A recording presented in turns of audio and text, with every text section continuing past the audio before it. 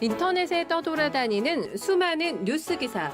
아직도 포털에서 일일이 검색하세요?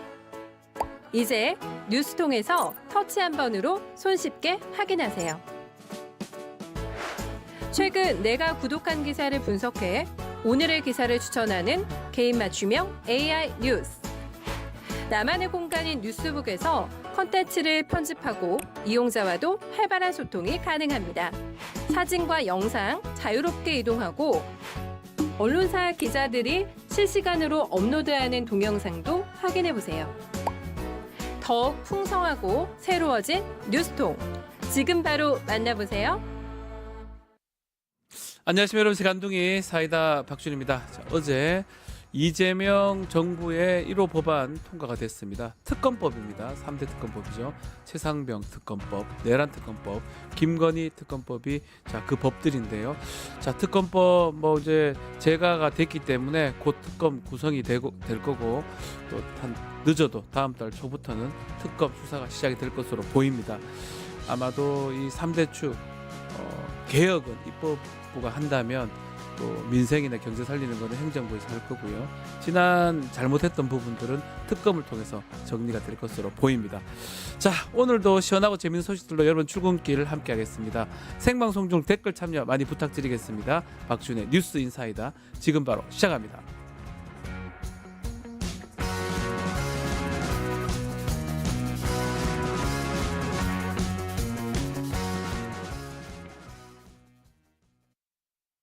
유튜브 구독하고 실시간 채팅과 댓글을 남기시면 매일매일 7,000TTCO를 드립니다.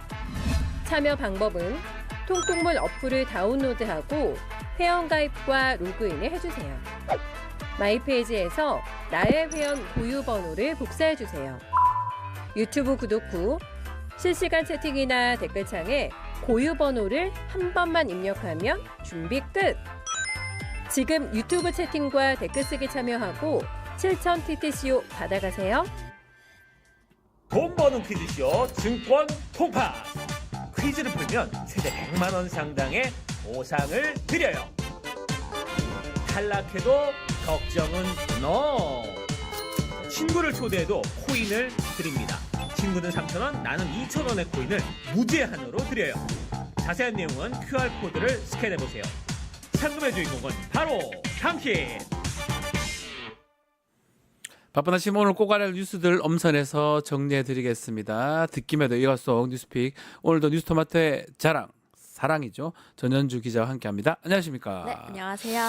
자, 윤석열 당선 직후에 네. 김건희 씨 또 건진법사 여러 차례 메시지를 주고받은 사실 확인이 되고 있는데, 건진법사가 자신의 그 지인한테 자신의 그 인사청탁 네. 이 불만을 쏟아냈고, 김건희 씨가 곧 연락하겠다 이런 답변을 했습니다. 네, 지난 대선 직후인 2022년 3월 이후에 건진법사는 김건희 씨 연락처로 3차례에 걸쳐서 문자 메시지를 보냈습니다. 네. 이 JTBC 보도에 따르면 건진은 윤핵관 측에서 제 사람들을 쓰지 말라고 했다. 내가 얼마나 희생했는데 윤핵관에게 연락하겠다면서 인사청탁과 관련한 부분을 강하게 불만을 쏟아냈는데요. 또 나를 희생양으로 삼는 것을 보고 권력의 무서움을 느꼈다, 이런 메시지를 보내기도 했습니다. 네. 이 메시지를 내용을 보면 좀 단순한 읍소와 또 단순한 청탁을 넘어서서 건진법사가 상당히 고자세로 응하는 점도 눈에 띄는데요. 네. 이에 김건희 씨는 곧 연락드리겠다, 이렇게 답장을 보냈습니다. 두 사람이 문자를 주고받던 때는 이 윤석열 씨가 당선되고 이 당선인 비서실장으로 임명된 윤핵관, 즉 그 장제원 국민의힘 의원이 인사를 좌지우지하던 그런 시점입니다. 그런데 이때 민간인인 건진법사가 대통령 당선인 배우자에게 강한 어조로 이 인사에 대해서 불만을 강한 어조로 드러낸 건데요. 네. 이걸 받은 김 여사가 별다른 반응 없이 연락하겠다고만 답하는 장면이 이 문자로 드러난 겁니다. 네. 그런데 이 건진법사는 검찰 조사에서 김건희 씨 본인이 아닌 김건희 측 측과 소통한 거다 이렇게 진술을 했는데요. 측과 소통했다. 네, 즉 번호는 김건희 씨의 번호가 맞긴 하지만 실제 사용자는 김건희 씨가 아니라 김건희 씨 측근이다라는 네. 주장을 펼친 겁니다. 검찰은 건진 법사가 이 김건희 씨에게 당당하게 자리를 요구한 것으로 판단하고 그 배경과 실제로 또 인사청탁이 성공했는지 여부를 들여다볼 예정입니다. 자, 김건희 건진 법사가 이 문자 주고받던 시점이 또 중요합니다. 네. 2022년 3월에서 5월 요 시점이고 요때가 통일교가 그 건진 법사 선물들, 또 네. 김건희 샤넬백 줬던 그 시점하고 싹 겹칩니다. 네, 맞습니다. 통일교 측이 윤석열 씨 당선 이후에 네. 김건희 여사 선물이라면서 건진 법사에게 두 차례 샤넬 가방을 건넨 시기는 2022년 4월과 7월입니다. 이후 건진 법사는 김 씨 수행비서인 유경옥 씨에게 전달을 했고 이 유 씨는 2개 이상 제품들로 교환을 했는데요. 네. 그런데 이 건진 법사와 김건희 씨가 문자를 주고받은 시점은 2022년 3월과 5월 사이로 가방을 전달받은 시기와 묘하게 겹칩니다. 네, 또 문자 내역을 보면 주로 건진 법사가 메시지를 보내고 김건희 씨가 답을 하는 것으로 파악됐는데요. 앞서 말씀드린 것처럼 이 김건희 측과 연락한 것이라고 주장하는 건진 법사입니다. 측근 누구와 연락한 것인지에 대해서는 제대로 설명하지 못하고 있는 상황인데요. 네. 또 앞서 샤넬백을 교환한 것에 대해서도 김건희 씨 의중이었냐 뭐 아니냐라는 물음에 대해서는 김건희 씨 측은 뭐 유경옥 씨가 김건희 씨 모르게 가방을 교환했다 이렇게 주장해 왔는데 검찰은 건진 법사가 이 김건희 씨 측과 말을 맞춰서 일부러 이 해당 진술에서 김건희 씨를 제외하고 있는 것으로 좀 파악하고 있습니다. 말도 안 되는 부른 부분이 뭐냐면 네. 유경옥을 한테 시켜서 제품을 뭐 했는데 잃어버렸다 뭐 이런 얘기를 했었는데 네. 알고 보니까 이때 이 유경옥 씨가 대통령실의 행정관이었어요. 네, 맞습니다. 말이 안 되지 않습니까? 네, 유경옥 씨가 샤넬 가방을 교환한 건 네. 2022년 4월과 7월입니다. 유경옥 씨는 윤석열 정부 출범 동시에 대통령실 행정관이 됐으니 이 7월이라면 대통령실 행정관 신분이었던 건데요. 즉 건진법사 말대로라면 대통령실 행정관 신분으로 민간인인 건진법사 지시를 받아서 움직였다라는 게 됩니다. 네. 건진법사는 딸에게 보낸 문자에서도 한 대통령실 행정관이 처남 찰리 복수로 관리하고 있으니 언제든 쓸 수 있다라면서 언제든지 청탁을 해도 된다라는 식의 문자 메시지를 보내기도 했는데요. 또 앞서 건진법사는 문제의 선물들을 모두 잃어버렸다고 했다가 또 검찰이 증거를 제시할 때마다 조금씩 말을 바꾸고 있는 상황입니다. 네. 건진법사가 윤석열 정부에서 얼마나 위세를 떨쳐왔는지는 좀 수사로 밝혀져야 할 부분으로 보이는데요. 또 곧 가동될 특검에서 김건희 씨의 선물과 건진법사의 국정 개입 의혹에 대해서 밝혀져야 할 것으로 보입니다. 네. 검찰은 특검에 사건을 넘겨주기 전까지 이 수사 성과를 좀 내야 하는 만큼 대선 직후에 연달아서 이 건진법사를 계속해서 불러서 조사하고 있는 것으로 보입니다. 자, 말씀처럼 검찰이 지금 건진법사를 조사를 하고 있습니다. 매주 불러서 집중적으로 조사를 하고 있는데 네. 문제는 계속 말이 바뀌고 있어요. 건진법사. 이 네, 사람. 맞습니다. 검찰은 지난주 대선이 네. 끝나자마자 건진법사를 다시 불러서 조사를 한 데에 이어서 이번 주에도 소환 일정을 추가로 잡았습니다. 서울 남부지검 건진법사 수사팀은 특검 출범 전까지 할 수 있는 수사는 다 해야 한다 이런 분위기로 읽히고 있는데요. 검찰은 건진법사를 통해서 해당 선물이 김건희 씨에게 전달됐다고 보고 이 청탁금지법 위반 혐의를 적용해서 수사하고 있습니다. 예. 처음에 건진법사는 이 통일교 측 선물에 대해서 모두 잃어버렸다 이렇게 주장을 했다가 이 샤넬백 교환 사실이 드러나자 유경옥 씨에게 교환을 지시했고 네. 샤넬백을 다 돌려받았다 이렇게 말을 했었는데요. 검찰은 지난주 조사에서 샤넬백 2개를 몇 개로 바꿨는지 또 그건 누구에게 줬는지를 추궁을 했습니다. 네. 하지만 건진법사는 수량은 기억나지 않는다라면서 여러 사람한테 선물하기 위해서 바꿨지만 모두 잃어버렸다 이렇게 답변을 했습니다. 검찰은 말 맞추기 가능성과 함께 증거인멸 우려도 있다고 보고 구속영장 청구까지 검토하고 있습니다. 계속 말이 바뀌고요. 김건희를 보호하려고 하는 그 모습이 보이죠. 언제까지 할 수 있을지 지켜보기로 하겠습니다. 네. 곧 또 특검도 있으니까요. 이재명 정부 얘기 좀 넘어가겠습니다. 이재명 대통령 대통령실 브리핑 룸에 카메라를 추가 설치해서 뭐 쌍방향 소통하겠다. 네. 기자를 또 좀 보겠다. 요것도 선언했는데 이번에는 고위급 인사에 대해서 국민들이 직접 추천할 수 있는 것들을 하겠다. 국민 추천 네. 받겠다라고 밝혔어요. 네, 국민 추천제를 네. 실시하겠다 이렇게 밝혔는데요. 인사 추천 대상은 장관과 차관을 포함해서 공공기관장 등 대통령이 임명할 수 있는 주요 공직 후보자입니다. 이재명 대통령은 어제 페이스북을 통해서 국민과 함께 국민 주권 정부의 문을 엽니다라는 제목의 글을 통해서 이 소식을 전했는데요. 인사 추천 방식은 인사혁신처가 운영하는 이 국민 추천제 홈페이지에 추천글을 남기거나 네. 혹은 이 대통령의 공식 SNS 계정 혹은 전자 우편 등을 활용해서 글을 쪽지를 남기거나 이메일을 보내면 됩니다. 네. 기간은 어제부터 일주일간인데요. 이 소식이 올라간 이 대통령의 게시물에 제가 어제 저녁에 확인했을 때만 해도 댓글 2천여 개가 이미 달려있는 많이 상황이었습니다. 달렸네요, 벌써. 네, 국민 추천제 홈페이지를 통해서 접수할 경우에는 추천 분야와 추천 사유, 또 추천인의 성명 및 휴대전화, 이메일을 필수로 입력을 해야 합니다. 네. 접수된 인사 추천안은 모두 데이터베이스화돼서 대통령실 공직기강 비서관실에 인사검증 및 공개검증 절차를 밟게 됩니다. 이런 과정 끝에 이제 적임자로 결정이 되면 정식 임명 절차로 넘어가게 되는 그런 절차인데요. 이재명 대통령은 진정한 민주주의는 국민이 주인이 돼서 직접 참여하고 변화를 만들어가는 데서 시작한다라면서 이제 국민 여러분께서 진짜 대한민국을 이끌어갈 일꾼을 선택해달라라고 참여를 당부했습니다. 자, 그리고 이재명 대통령 어제 내란 특검법, 김건희 특검법, 최상명 특검법, 이른바 3법 모두 국무회에서 네. 심의 의결을 했습니다. 국회에서 법안 넘어온 지 하루 만입니다. 이게 이제 1호 법안이라고 봐야 되겠죠? 네, 맞습니다. 이재명 대통령은 어제 직접 주재한 두 번째 국무회의에서 이른바 3대 특검법을 모두 의결했습니다. 네. 강유정 대변인은 지난 6.3 대선을 통해서 확인된 내란 심판과 헌정질서 회복을 바라는 국민 여러분의 뜻에 부응하는 조치다 이렇게 밝혔는데요. 또 대통령 거부권에 막혀서 제대로 행사되지 못했던 국회 입법 권한을 국민께 다시 돌려드리는 의미도 있다라고 강조를 했습니다.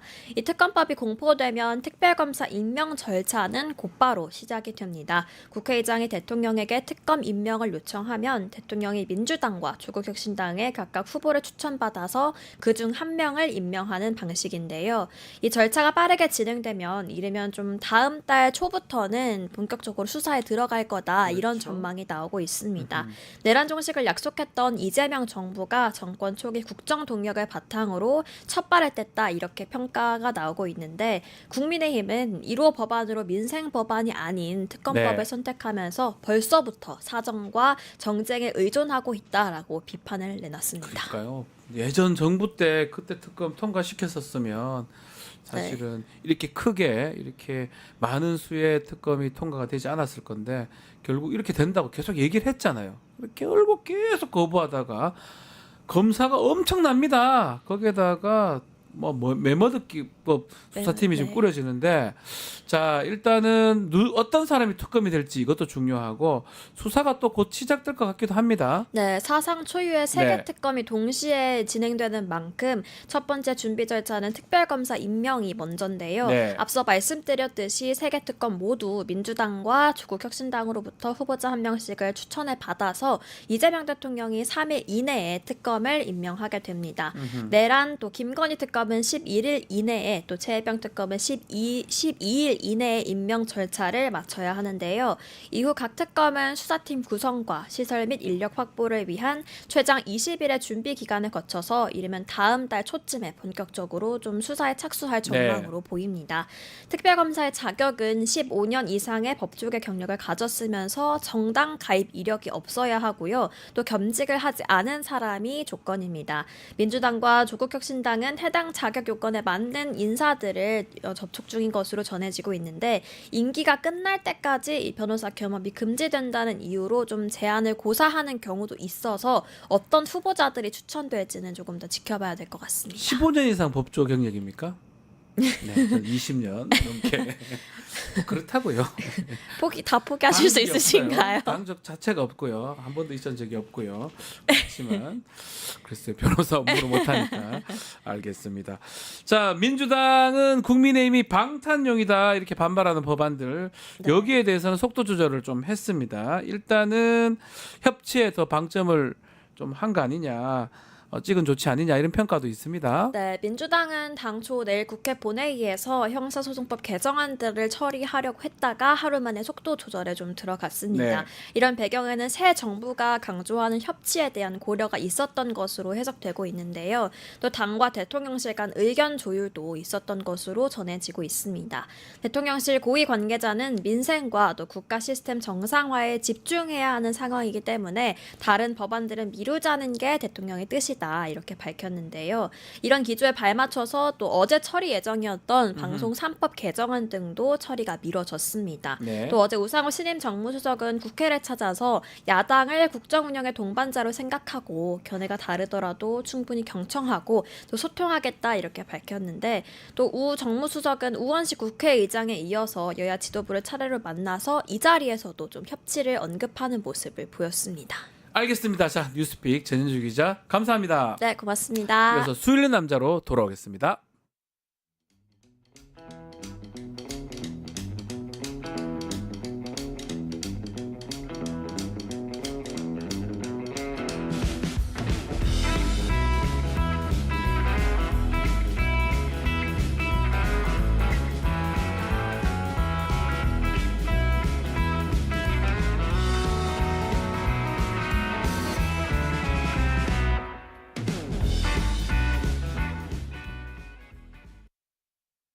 뉴스토마토 K평화연구원이 12.3 내란을 막아낸 시민영웅 1000명 찾기 프로젝트를 진행합니다. 비상계엄 선포 이후 국회, 광화문, 남태령, 한남동 공관, 헌법재판소 등지에서 내란을 막고 탄핵 소추를 이뤄낸 시민영웅 1000명을 찾아내 대한민국 민주주의의 역사로 기록하고 시상의 본보기로 삼음으로써 민주주의를 더 널리 확산하기 위한 프로젝트입니다.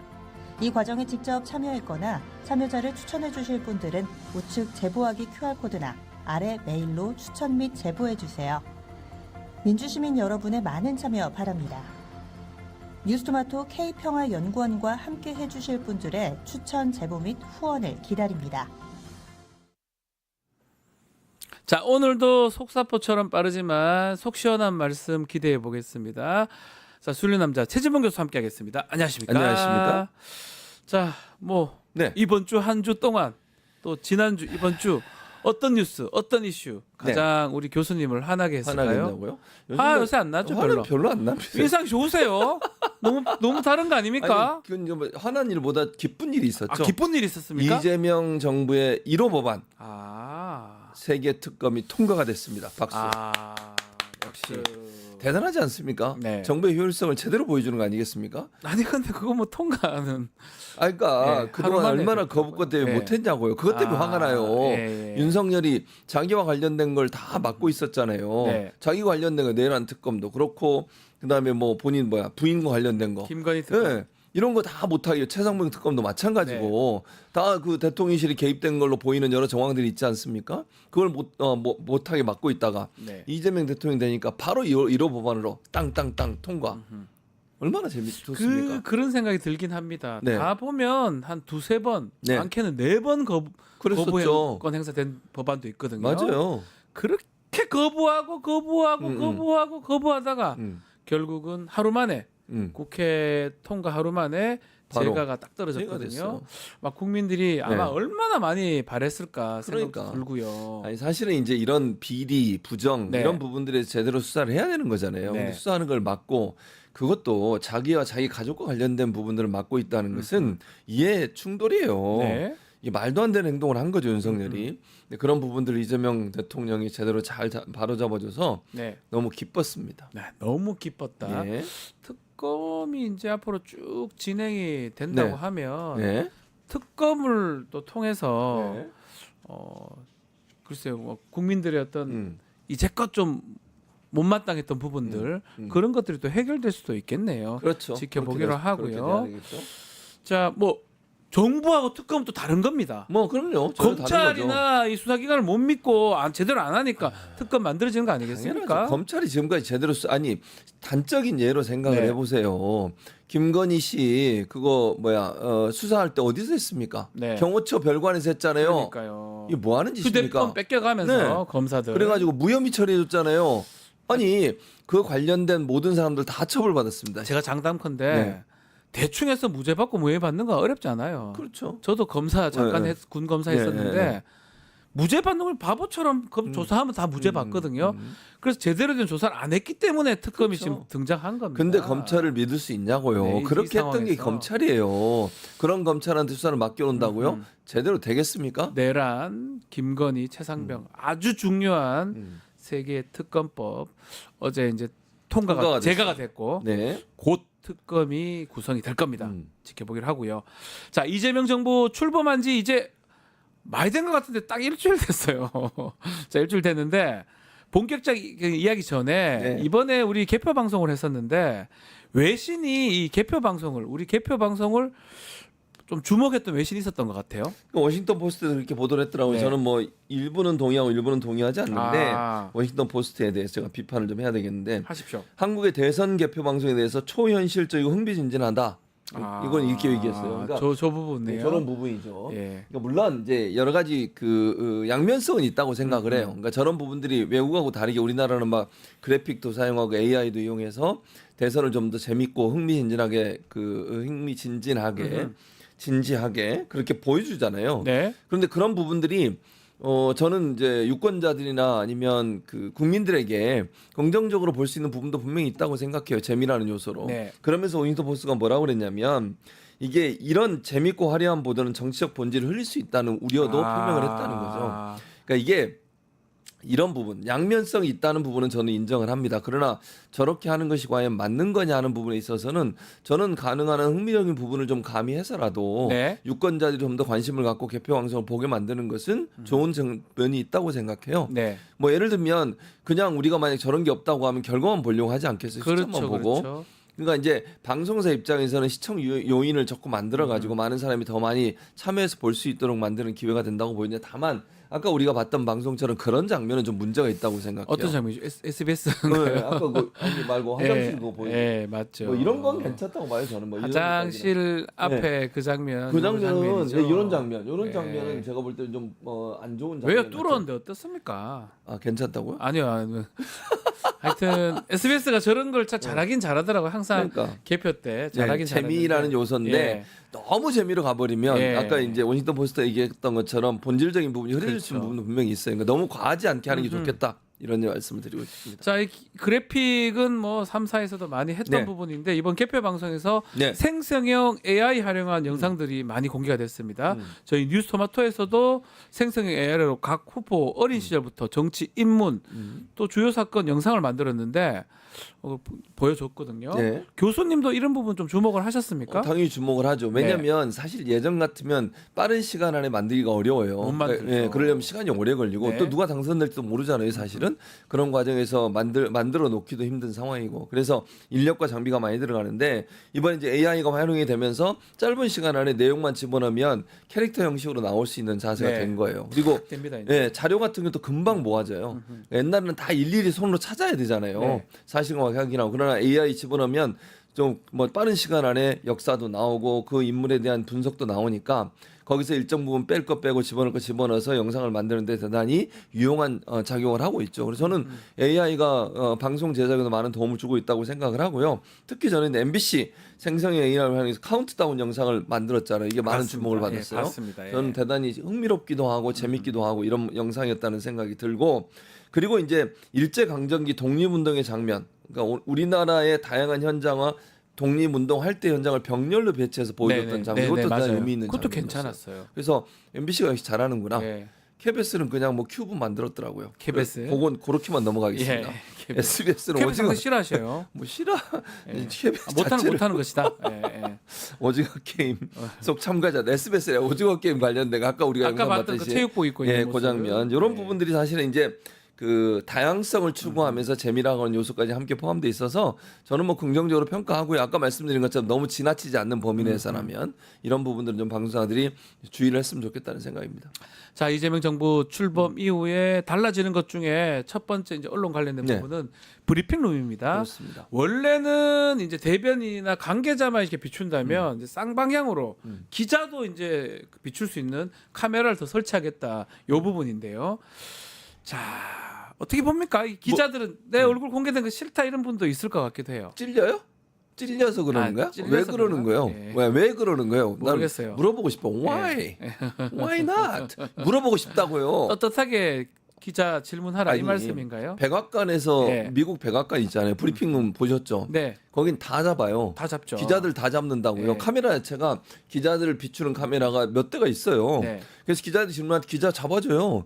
기자들 좋지 않을까요? 자기 질문을 잡아주면 뭘 대체 예를 들어서 책임감의 문제라고 생각해요. 저는 기자들이 자꾸 화면에 안 잡히니까 이상한 질문도 하고 준비되지 않은 질문도 하고 그리고 생방송으로 안 되고 편집해서 나가잖아요. 그렇죠. 그럼 막 이제 그 비아냥되는 질문도 하고 이런 경우들이 많아요. 아니 예를 들어서 브리핑을 담당하는 대변인이든 아니면 대통령실에 관련된 사람들은 열심히 준비해서 브리핑을 하잖아요. 그리고 대답도 정성을 다해서 하죠. 네. 그런데 기자들은 막 그렇게 해도 돼요? 막 해도 되냐고 예를 들면 책임 있게 해야 되잖아요. 네. 아니 얼굴을 비춘다고 하는 것은 책임감을 더 부각시켜주는 요인이 된다고 저는 생각해요. 질문도 제대로 만들고 국민들도 기자들도 평가를 해야 되는 거 아닙니까? 아니, 기자 얼굴이 본인들 TV나 아니면 나오죠 다.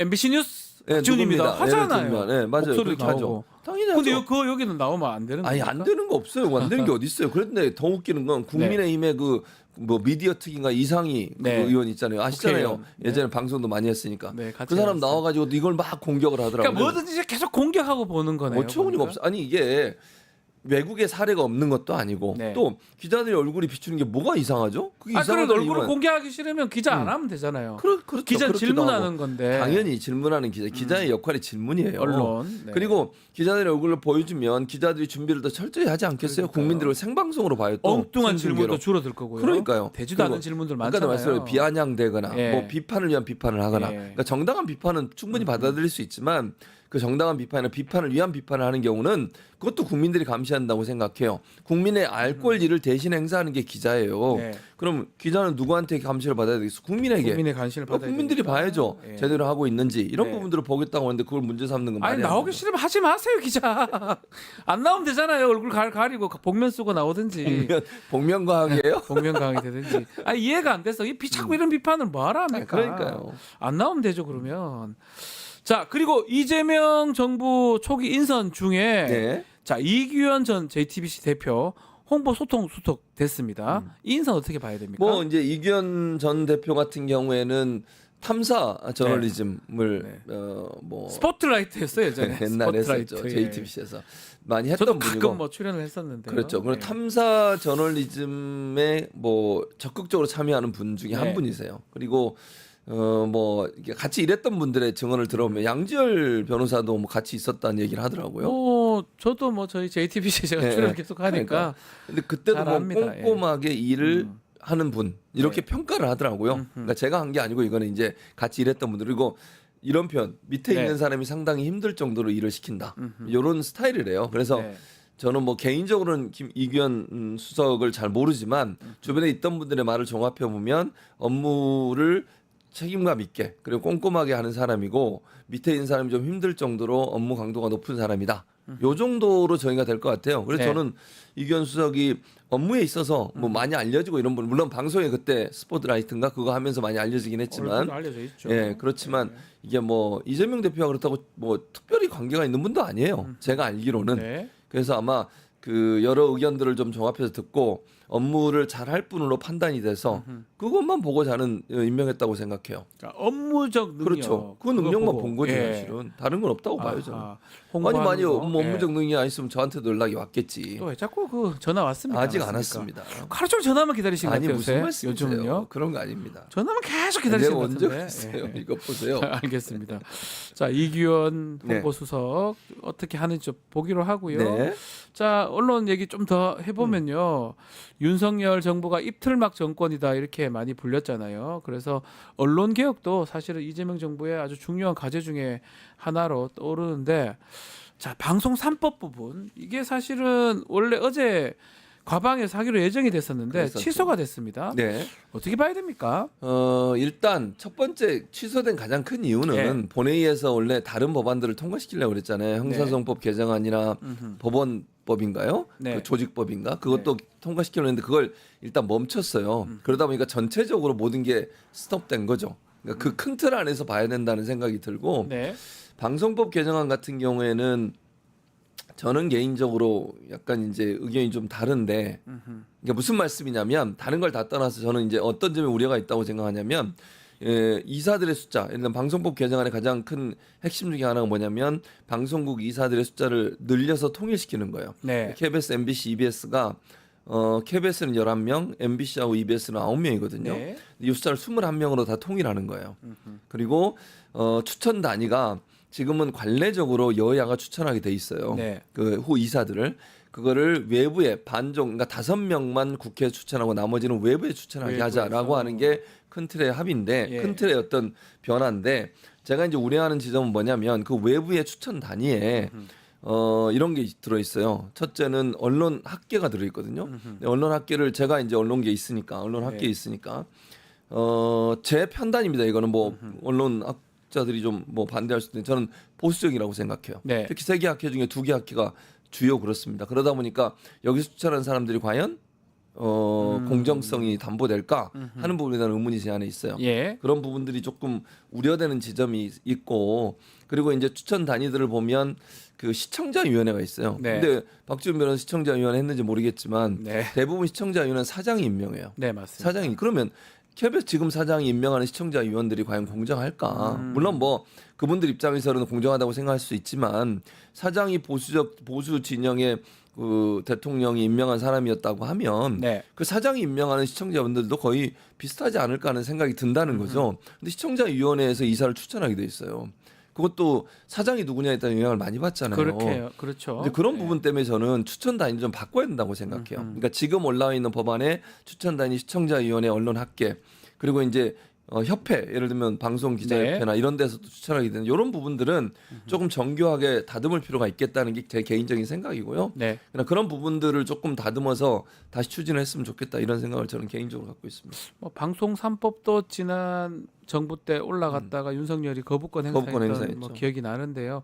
국민의힘은 못 받겠다라고 계속 얘기를 하고 있습니다. 그 이유는 뭐라고 봐야 됩니까? 본인들 입장에서 좀 유리한 거 아닙니까? 지금 야당이 유리한 거 됐는데. 그렇죠. 예. 그러니까 전 잘 모르겠어요 왜 그러는지. 보통은 네. 입장이 바뀌면 또 입장이 바뀌거든요. 여야가 그러니까 사실 바뀌면. 민주당하고 계속 바뀌었던 것 같아요. 그렇죠. 입장이. 지금 구도로 가면 그러면 여당이 유리하죠. 네. 그러니까 예를 들면 KBS 사장의 임명권도 이사회가 갖고 있는데 이사회 같은 경우에 7대4 구조거든요. 네. 여당이 7명, 야당이 4명을 추천하는 구조로 돼 있기 때문에 지금 구조로 가면 본인들한테 불리할 텐데 왜 그렇게 얘기하는지 제가 잘 모르겠어요. 네. 일반적으로는 여야가 바뀌면 입장이 또 바뀌어요. 국민의힘은 그냥 대충 계속 반대하는 것 그렇죠. 같기도 그럼 계속 하고요. 반대를 하는 거죠. 어차피 또 반대해봤자 뭐 큰 그것도 없는 것 같아요. 지금 상황에서는 큰 뭐 의미가 영향이 없는 것 없죠, 같은데. 사실은. 왜냐하면 의회가 다수가 이제 민주당이고 네. 행정부도 민주당이 갖고 있기 때문에 지금으로서는 뭐 반대한다 한들 특별히 할 수 있는 일은 없죠. 말만 그러면 하죠. 지금 말씀대로 조금 새로운 안이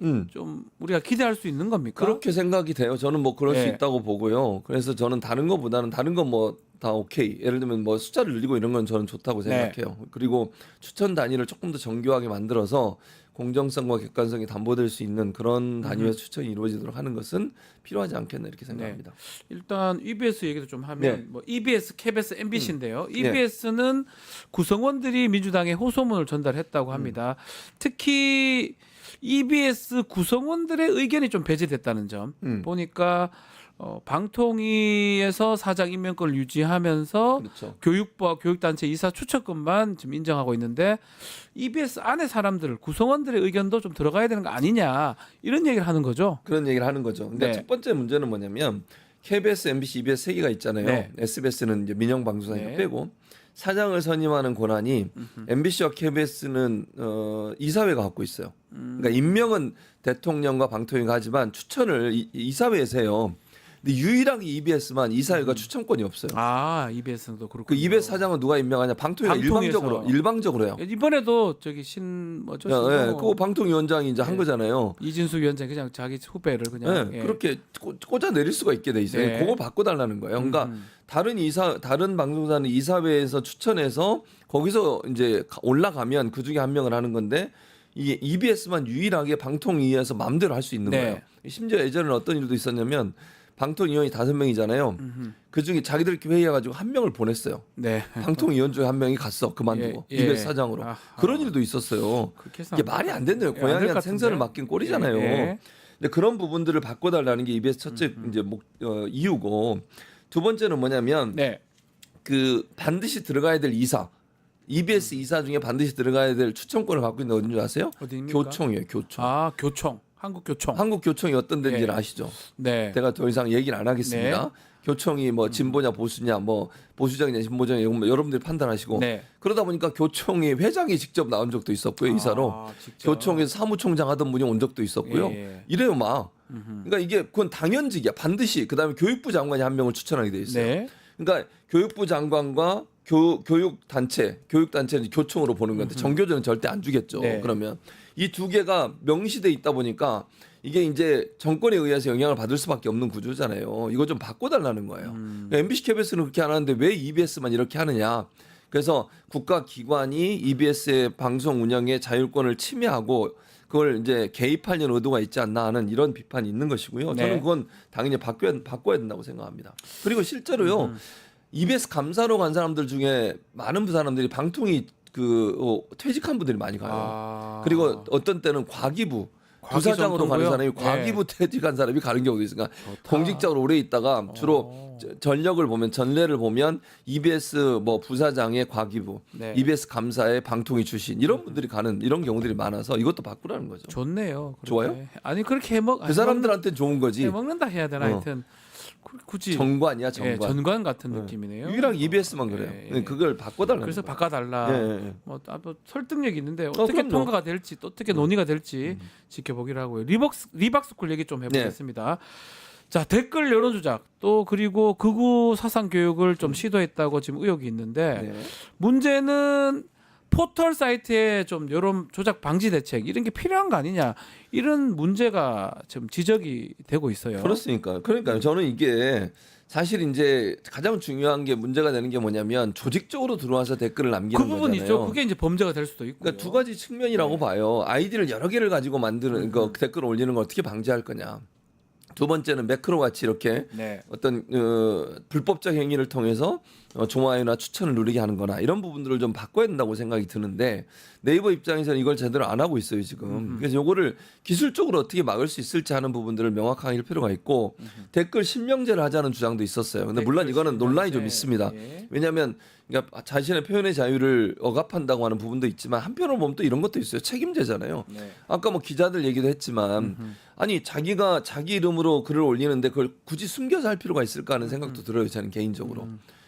그러면 안 올리면 되잖아. 뭐 남에게 욕설을 하거나 남을 그렇죠. 뭐 이런 거를 그렇게 할 바에 올리지 마라. 그렇지. 아니 그게 저는 선풀 운동이라고 우리가 자발적으로 하기를 원하지만요. 네. 그것들이 뭐 실제 이루어지기 어렵잖아요. 네. 그러면 실명제를 통해서 건전한 비판할 수 있잖아. 물론 이런 우려는 있어요. 정권의 비판적인 걸 올렸을 때 그 사람이 피해를 당할 수 있는 우려는 분명히 있습니다. 그래서 네. 그런 부분들을 어떻게 잘 활용할 거냐 하는 부분이 논란이 되지만 그게 정말 어려우면 댓글 실명제 가기 어려우면 네이버나 이런 포털 사이트들이 기술적으로 그걸 막아낼 수 있는 방법들을 찾아내야 돼요. 그래서 저는 처음에는 아예 그냥 댓글 기능을 삭제하는 게 좋겠다고 주장했던 사람인데 네. 그건 이제 어려운 것 같고 그렇다고 하면 기술적 과정을 어떻게 개발을 시켜서 같은 아이디를 계속 쓰는 사람이 이건 이제 뭐 어떤 확률적으로 찾아낼 수는 있지 않겠어요? 네, 그렇죠. 비슷한 내용이 계속 올라오는데 예. 아이디가 다르다. 그건 하나로 봐야 되는 거잖아요. 네. 결국은. 그런 부분들을 좀 잘 개발할 필요가 있지 않겠나 하는 생각이 듭니다. 알겠습니다. 다음 이야기로 좀 넘어가 보겠습니다. 자, 대전입니다. 대전 유성 경찰서. 대전. 자, 지난 주말이죠. 네. 이진숙 방통위원장 대전 MB 사장으로 있을 때 막 썼던 그 법인카드 사업장을 압수했습니다. 그랬죠. 자, 세 번째 압수색을 하고 있어요. 야, 진짜 근데 예. 압수색을 이렇게 계속하면서 왜 직접 수사는 안 하는 거예요, 대체?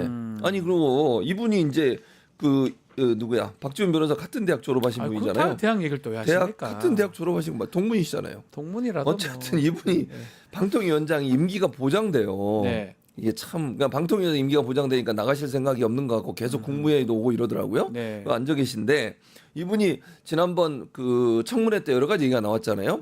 빵을 뭐 100만 원 이상 뭐 그렇죠. 사고 빵을 되게 좋아하는 것 같아요. 그리고 뭐 와인도 사고 네.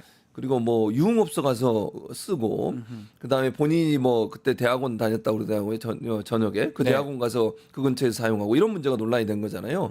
1억 얼마를 썼다고 그렇게 얘기를 하더라고요. 근데 이런 부분들에 대해서 대면 조사가 아직도 이루어지지 않고 있어요. 저는 이제 속도를 이제서 내고 있다고 봐요. 이제 윤석열 내는 정부- 것이다. 저는 정권이 그렇게 봐요. 바뀌니까. 아니 이게 언제적 얘기인데 아직도 수사가 제대로 안 뭐 되고 했어요? 있으니까 모르겠어요. 뭐 했는지 압수수색을 또 하고. 아니 그 법카 몇만 원짜리도 그 난리를 치면 조사를 했지 않습니까? 그러니까요. 경찰들이 재판까지 받고 있잖아요. 지금 김영현 의사는. 근데 이준숙은 그보다 훨씬 더 많이 쓰고 있잖아요. 그리고 우리가 볼 때 상식적으로 뭐 주말이나 휴일에 쓰는 것도 말이 안 되잖아요. 그거 법카 네. 쓰면 안 돼요.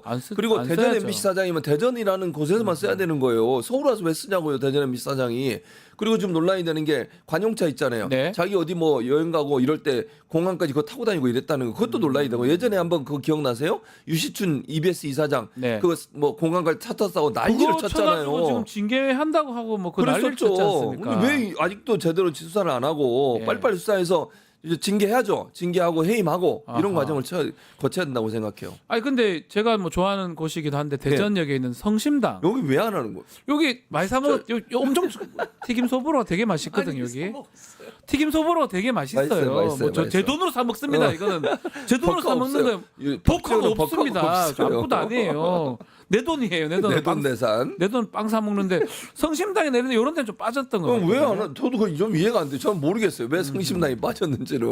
여기서 100만 원 이상 산 걸로 알려지고 있는데 네. 빵을 무슨 100만 원씩이나 사 먹습니까? 소보루를 사 먹어도 몇 개를 먹는 게 100만 원을 살려면 혹시 한 달 1년에 100만 원씩 빵 사 먹습니까? 무슨 빵을 100만 원씩이나 사 먹어요, 진짜. 저도 빵은 좋아하긴 하지만 예.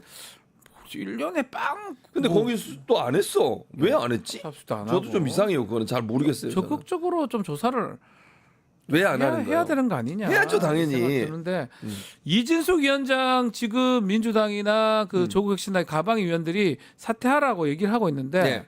어떻게 버티는 겁니까? 제가 볼 때는 버티고 있는데 저는 이제 추측이에요. 이거는 이준석 위원장이 뭔 생각을 할까 추측을 해봐야 되잖아요. 네. 추측이라는 거 먼저 이건 추측 얘기하고 얘기하는 추측입니다. 네. 제가 볼 때는 끝까지 버틸 것 같아요. 그 핍박받는 이미지를 만드는 거지.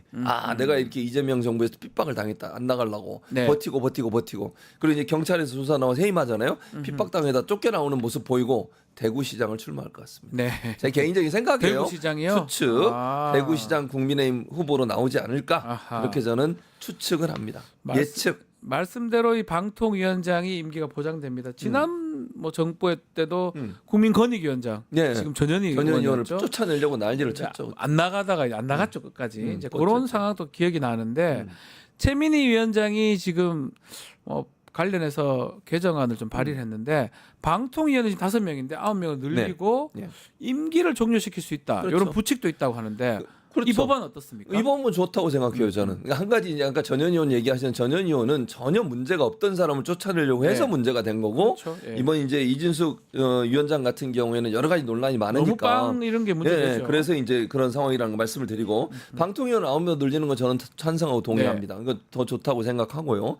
그리고 이제 방통위법이 개정이 되면 현직 방통위원장은 이제 자연스럽게 물러나게 만드는 거예요. 왜냐하면 위원이 바뀌니까 거기서 또 뽑아야 되잖아요. 그런 상황이니까 현직 방통위는 다 해산이 돼야 되겠죠. 네. 그런 점으로 간다고 하면 이게 이제 논란 없이 왜냐하면 버티게 들어가니까 이준석 그렇죠. 방통위원장이 버티게 들어가니까 그 버티게 들어간 이준석 위원장이 사임하도록 만들기 위해서 이런 법안도 추진이 되는데 물론 그걸 목적으로 만든 법안은 아니에요. 네. 그러니까 왜냐하면 방통위원이 너무 적고 좀 더 늘려가지고 다양성을 추구하겠다는 의지로 만들어진 건데 자연스럽게 이 법안이 통과되면 현직 방통위원장은 물러나게 돼 있으니까 네. 자연스럽게 그렇게 된다고 보여집니다. 자연스럽게 네. 이제 법안이 그렇게 될 것이다. 마지막으로 선방심의 얘기도 좀 해보겠습니다. 예. 선방위 권순표의 뉴스 하이킥 이게 라디오 청취율 1위 프로로 알고 있는데 네. 행정지도 권고를 의결했습니다. 불공정, 편파 진행이다. 이렇게 봤던 근데 거네요. 이유가 더 웃겨요. 이 보세요. 권 앵커가 이유가 이거예요. 네. 국민의힘 측 출연자의 발언은 반박하는 반면 더불어민주당 측 출연자의 발언은 동조를 했대요. 뭘 반박하고 뭘 동조를 했는데 느낌이에요. 느낌. 그러니까 자기들이 볼 땐 그렇게 보이는 거지 사실은. 보이나 봐요. 그러니까 예를 들면 어떤 네. 주제에 대해서 설명을 할 때 뭐 어떤 말도 안 되는 표현을 쓰면 좀 과하다고 표현하니까 이렇게 얘기해 볼게요. 너무 일방적인 주장을 하면 진행자 입장에서 반박할 수 있잖아요. 그렇게 생각하세요? 뭐 저도 네. 이 뉴스 하이킥 자주 보지만 네.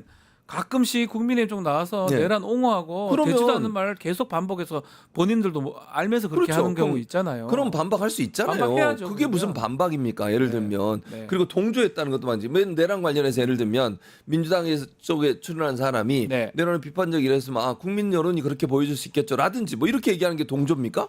아니 그 뭐 적극적으로 나서가지고 어느 정당을 지지하거나 이랬다면 문제가 될 수 있지만 네. 이런 걸 행정지도 권고를 냈다는 거 대단히 저는 편파적인 판정을 하지 않았나 이렇게 보여집니다.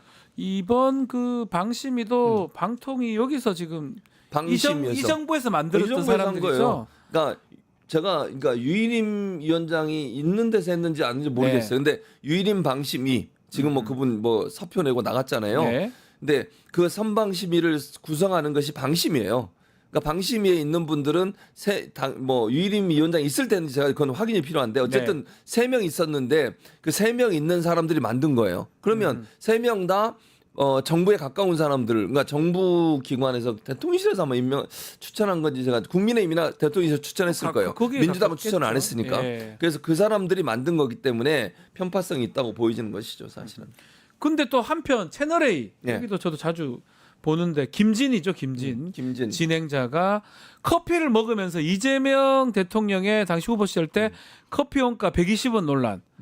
요렇게 한 것, 요 희한 아닌가요? 예, 이렇게- 이것도 이렇게 했죠, 이렇게. 예, 예, 맛있게 드시네요. 패러디. 예. 제가 이렇게 한 거예요. 여기 문제 없다. 요건 문제 없다고 얘기를 했네. 그게 그러니까 이게 선방심의가 제대로 된 거예요? 그럼 이게 문제 없다가 말이 되는 겁니까 지금? 선방심의에서 이건 문제가 없대. 이게 어찌 보면 선거 개입이라고 볼 수 선거 있는 개입이라고 위험성이 있는 봐야죠. 거잖아요. 채널 A가 아니 대놓고 예. 커피를 이렇게 마시면서 생각하면 이렇게 그냥 120원 논란을 얘기해. 예. 이건 부각시키려고 한 거 아닙니까?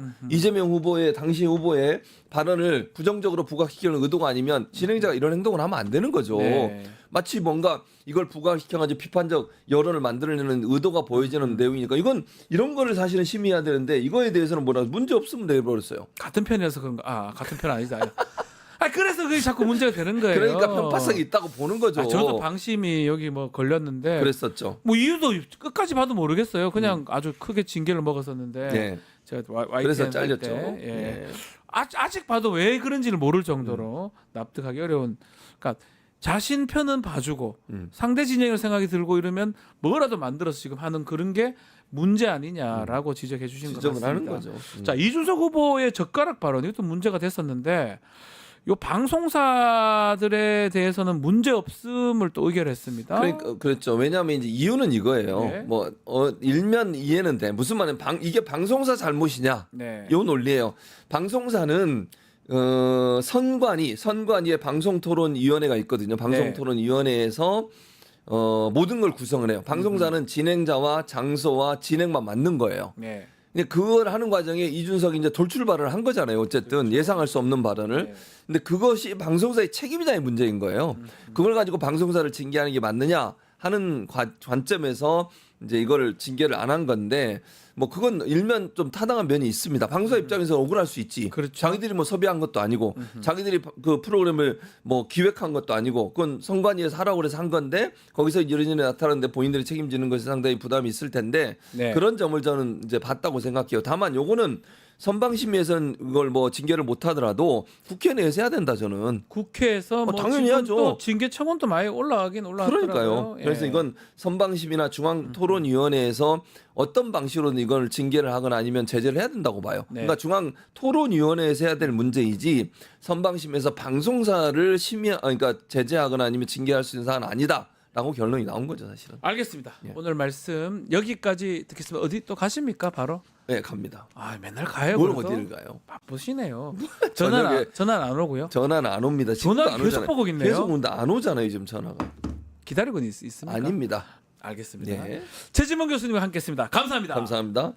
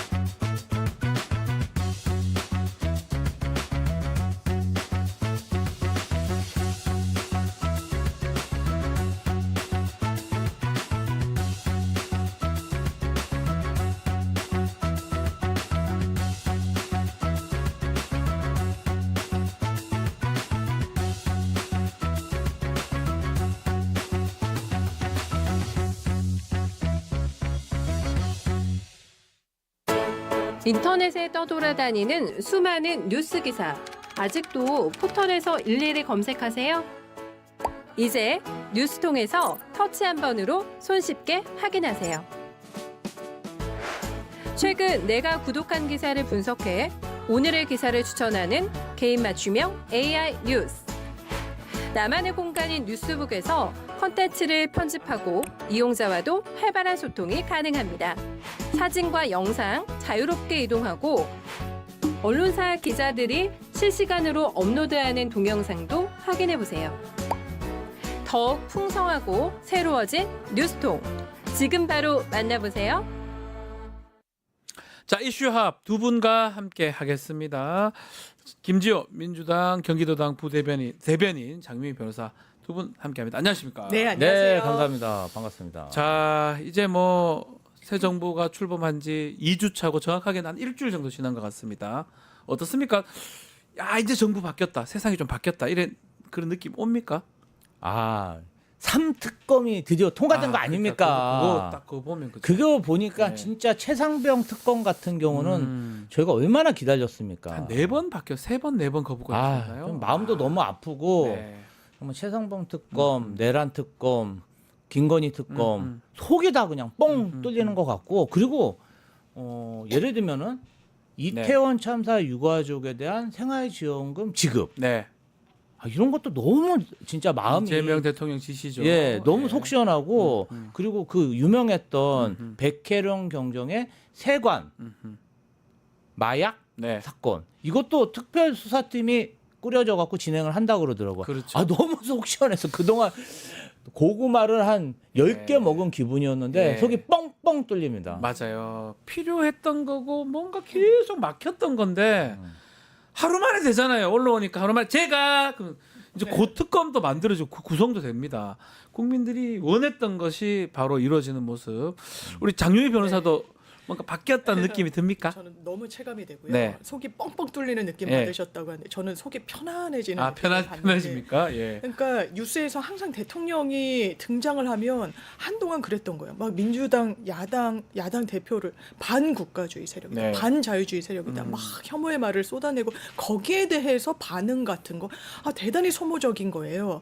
근데 이재명 대통령 일하겠다라고 네. 하잖아요. 추경 집행하는데 어떻게 할 거냐고 지시 내리고 짜라 그러고 내 핸드폰 번호 알려줄 테니까 하라고 이런 게 뉴스에 나오면 저는 시장이 던지는 신호, 국민들께 드리는 안정감도 상당하다라고 맞습니다. 보여져요. 일 자체도 너무 중요하지만 그래 우리가 그러면 지금 너무 어렵지만 경기도 꽁꽁 얼어붙었지만 조금 나아질 수 있겠다. 이재명 대통령 체제에서는 숨통 좀 트이겠다라는 생각이 많이 들고 있습니다. 그러니까 저도 느낌인지 몰라도 막 이제 겨우 이제 2주째 1주 정도 지났는데 지난 정부의 윤석열 생각을 해보면 뭔가 이런 거들먹거리고 이렇게 술 먹고 이런 느낌이었다면 지금은 이재명 대통령은 정반대 계속 일하려고 하는 모습.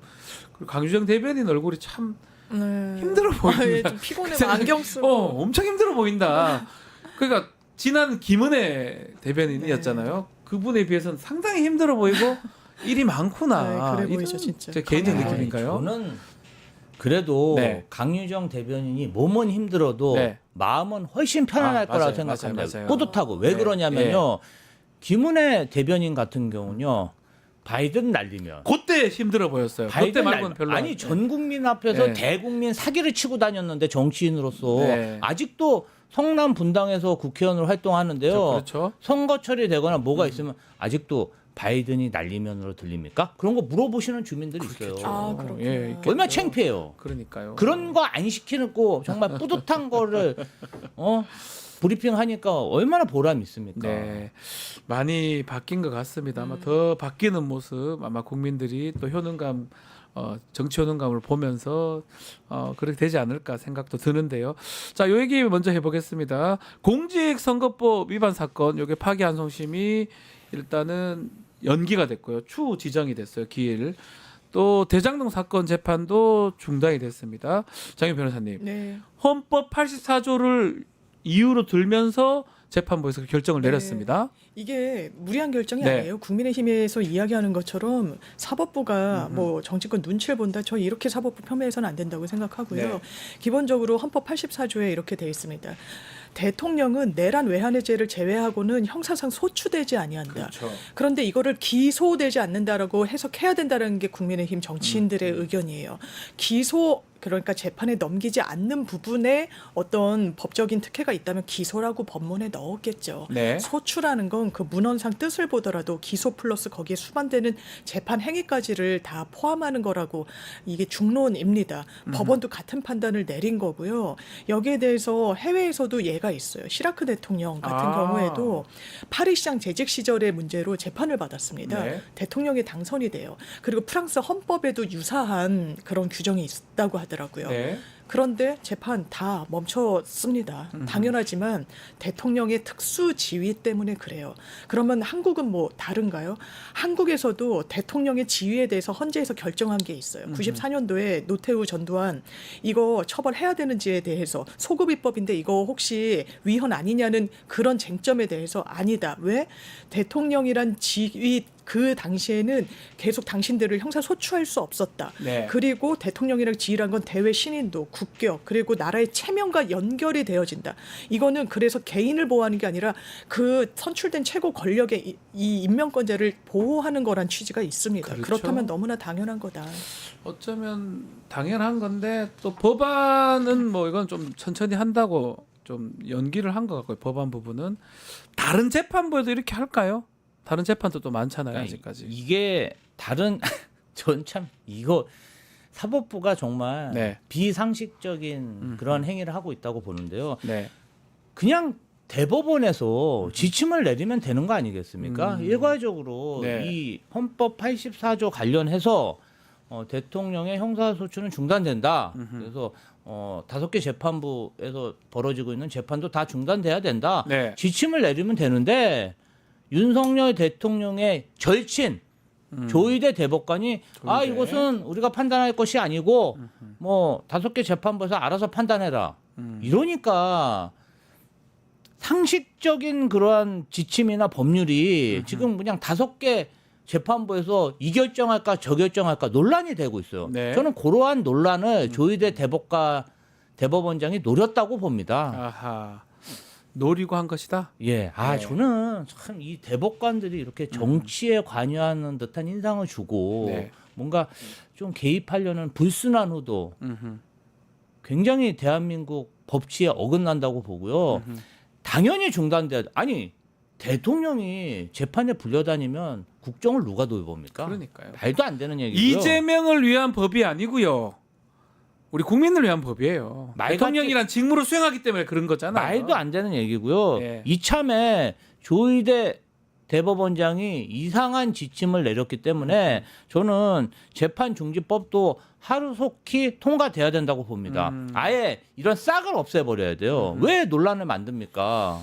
그 법들 있잖아요, 장유 변호사님. 네. 뭐 지금 말했던 형사소송법 개정안이라든지 아니면 대법관 증언할 수 있는 그런 법원 조직법들 그런 것들은 좀 천천히 지금 통과 아니면 좀 속도 조절하고 있다고 얘기를 하고 있거든요. 예, 예. 그 부분은 어떻게 봐야 됩니까? 아니면 저도 수기를 하면 네. 더 왜냐하면 야당 의견도 경청하겠다는 게 이재명 대통령의 확고한 뜻이고 네. 이 취임사에서도 정말 협치는 유능의 산물이고 불치 그리고 이 분열은 무능의 산물이란 취지로 이야기를 했어요. 네. 전 정권이 바로 그런 걸 보여줬었죠. 그러니까 저는 명분도 있고 대법관 증언 더 그렇죠. 30년 된 이슈예요. 네. 그런데 안 된다라고 하잖아요. 회의 네. 막 들어오지 않고 이러잖아요. 그러면 그래 한번 시간을 더 가져보자. 그리고 형사소송법 그러니까 이 재판 절차가 다 중단된다는 것도 한 번 더 원래는 10일 날 본회의 열어서 하려고 했었지만 원래는요. 속도 조절하겠다. 네. 공직선거법의 행위 부분을 이 처벌에서 면하는 거. 이거는 근데 진보 보수의 문제도 아니에요. 지금 네. 윤석열 씨도 걸려 있거든요. 나야 뭐 우리 와이프가 다 손해만 봤지 주가 조작. 거짓말 친 거요? 네, 그런데 거의 23억 원을 네. 이득을 봤다는 게 검찰에 다 나왔죠. 의견서에 나왔어요. 그게 네. 검찰이 지어낸 게 아니에요. 그게 다 객관적인 산물로 이렇게 계산을 한 거였는데 그게 행위로 바로 처벌받을 수 있는 거거든요. 네. 그런 걸 보면 이게 너무 정치를 옥죄는 부분이 있어서 손질이 필요한데 그럼에도 불구하고 정치는 느린 거잖아요. 협의하고 듣는 거고. 그러니까 그 길을 민주당이 가겠다고 천명하는 것 같습니다. 그래서 천천히 수기를 해서 결론을 내겠다 이렇게 봐야 될 것 같습니다. 자, 저희 모두의 특검법 3대 특검법 통과 얘기를 했는데 하루 만에 제가를 해버렸네요. 그러니까 시간이 사실 급한 것도 사실이에요. 워낙 몇 번 거부권 행사하고 이러다 보니까 이 1호 법안이 3대 특검법이다. 이것도 의미를 좀 담아야 될 것 같습니다. 그럼요. 네. 굉장히 국민적 관심사가 높은 특검법들이고 네. 내란 특검법 같은 경우는 사실 지금 최근에도 진실이 밝혀지고 있잖아요. 네, 맞아요. 한덕수 국무총리, 최상목 경제부총리 네. 이런 사람들이 한 CCTV 진술하고 예. 정말 이 접견실에서 나눈 그 CCTV 내용하고 전혀 다르다는 거 아닙니까? 다 거짓말 친 거 아닙니까? 이 사람들이 전 국민을 상대로 사기를 친 사기를 친 거예요. 거죠. 그런 것들이 지금 6개월간 은폐됐던 건데 아주 조속하게 진행돼야 된다고 봅니다.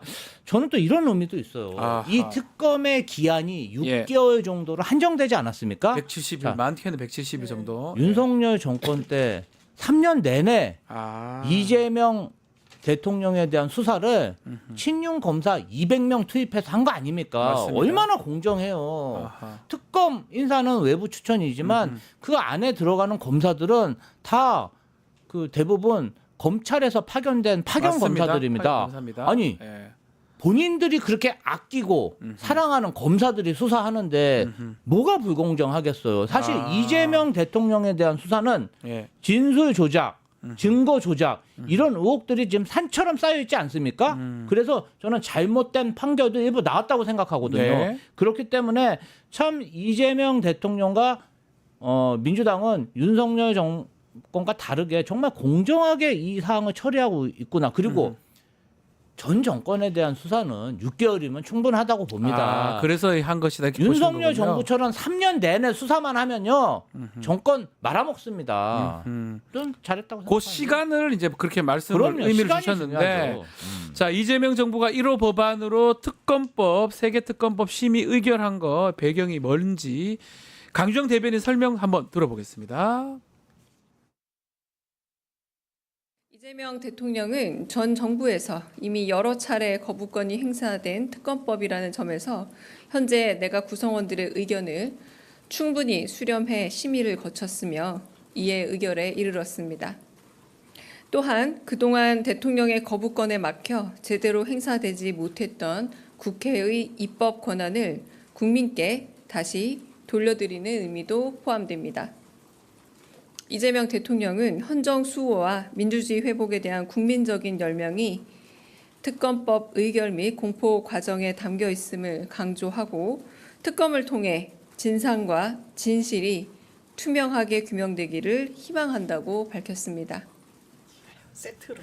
자, 이 참 말씀을 좀 들어보면 거부권 행사 윤석열이 습관적으로 그냥 본능적으로 거부권을 계속 행사했고 가장 안타까웠던 법안이 최상병 특검법. 이거 기억나실 거예요. 그 해병대 선배들이 절규하던 모습들도 기억이 나거든요. 그러니까 지금도 사실은 늦었다면 늦을 수도 있는 건데 어쨌든 통과됐습니다. 네. 그런 얘기 하면 안 되는 거예요. 국민의힘에서 야 쌍특검은 들어봤어도 3특검이 어딨냐 아유. 이거 자초한 거예요. 예. 왜냐하면 최상병이 사망한 게 2023년 7월 19일이에요. 2년 전 7월이에요. 맞습니다. 수사했습니까? 아니요. 경로했다라고 하면서 수사가 다 틀어져요. 이미 이첩했던 사건 기록을 막 갑자기 뺏어오고 거기에 청와대 그 대통령실에 이 검사 출신들이 동원이 되고 전화를 하고 그러면서 사건을 무마하려고 했던 거 아닙니까? 그러니까요. 그런데 수사 1년 뒤에 겨우겨우 특검법이 국회를 통과해요. 어떻게 거부권 행사했는지 아세요? 그 당시에 하와이 순방 중이었어요. 네. 해외에서 5일 만에 거부권 행사합니다. 전자결제로요. 전자결제로. 왜냐하면 일주기가 돌아오던 시점이었거든요. 그러니까 두려움이었겠죠. 그래서 다시 한번 재표결했지만 폐기됐습니다. 네. 이거 반성할 줄 알아야죠. 국민의힘 대선 치를 때 최상병 묘역에 가서 어떻게 했습니까? 비대위원장이라서 그러니까 비대위원장 뭐 이상하게 닦고 뭐 그래도 막 그거 다 거짓말 그런데 행동입니까? 특검에 찬성하러 들어갔습니까? 아. 저 그런 정치 진짜 하면 안 된다라고 생각해요. 네. 국민들 앞에 눈물은 흘리면서 정말 그 본질은 행하지 않는다. 그러니까 이게 동시에 진행될 수밖에 없는 국면이었던 겁니다. 거기에 대해서 아직까지도 정치적인 그런 언사를 하면서 자기네들을 방어하려고 한다.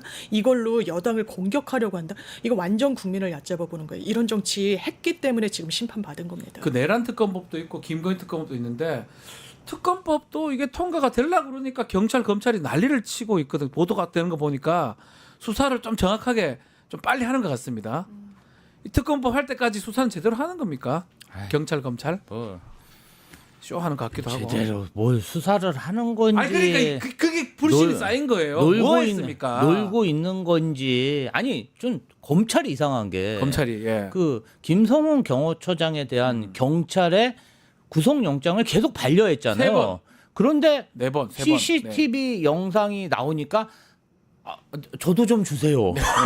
나 진짜 뭡니까 검찰은? 진짜 검찰은 제가 봤을 땐 요번에 나 무능하다 이것을 전 국민에게 다 보여줬다. 뭐 저는 특검을 통해서 실체적 진실이 밝혀졌으면 좋겠고요. 그리고 국민의힘에서 자꾸 이 부분에 대해서 비판하는데 네. 죄가 없으면 무슨 걱정이에요. 그 우리 그 기억나요? 특검을 거부하는 자가 범인이다. 그거 그러니까요. 자기들이 붙인 거 아니, 아닙니까? 아니 특검 그리고 검찰 저는 하나도 안 겁납니다. 그거 다 안 겁나죠. 그러니까요. 국민들 대다수가 겁나지 않아요. 특검이 오히려 필요하다고 보지. 아니 그 재신 사람만 겁나지. 대부분의 검사들은 친윤 검사일 텐데 네, 뭐 걱정합니까? 죄가 없는데 뭘 걱정해요. 그래요. 그냥 수사 받고 요번에 깨끗이 무혐의 털어라. 받으면은 털면 되는 거죠. 그것도 걱정할 맞네. 거 아무것도 없다. 죄가 없으면 아무 걱정할 필요 없다. 죄가 없는 사람이 뭘 걱정합니까? 그럼요. 죄 있는 사람이니까 걱정한다. 이런 생각이 들어서 드리는 말씀이고. 도둑이 재발절이다. 재발절이다. 네. 내란 특검법 같은 경우는 약간 속도 조절 가능성도 있는 겁니까? 김건희 특검법도 약간 진행이 경찰에서 하고 있으니까 예. 어떻게 보십니까? 속도를 내고 있는 것 네. 같아요. 정권이 바뀌면서 그리고 바뀌기 전부터 정권 교체가 유력하게 되면서 다른 기류를 네. 보여주는 것 같은데요. 이미 실기한 거는 수사기관 본인들 책임이라는 건 그렇죠. 알아야 될 거고요. 특검이 발족하면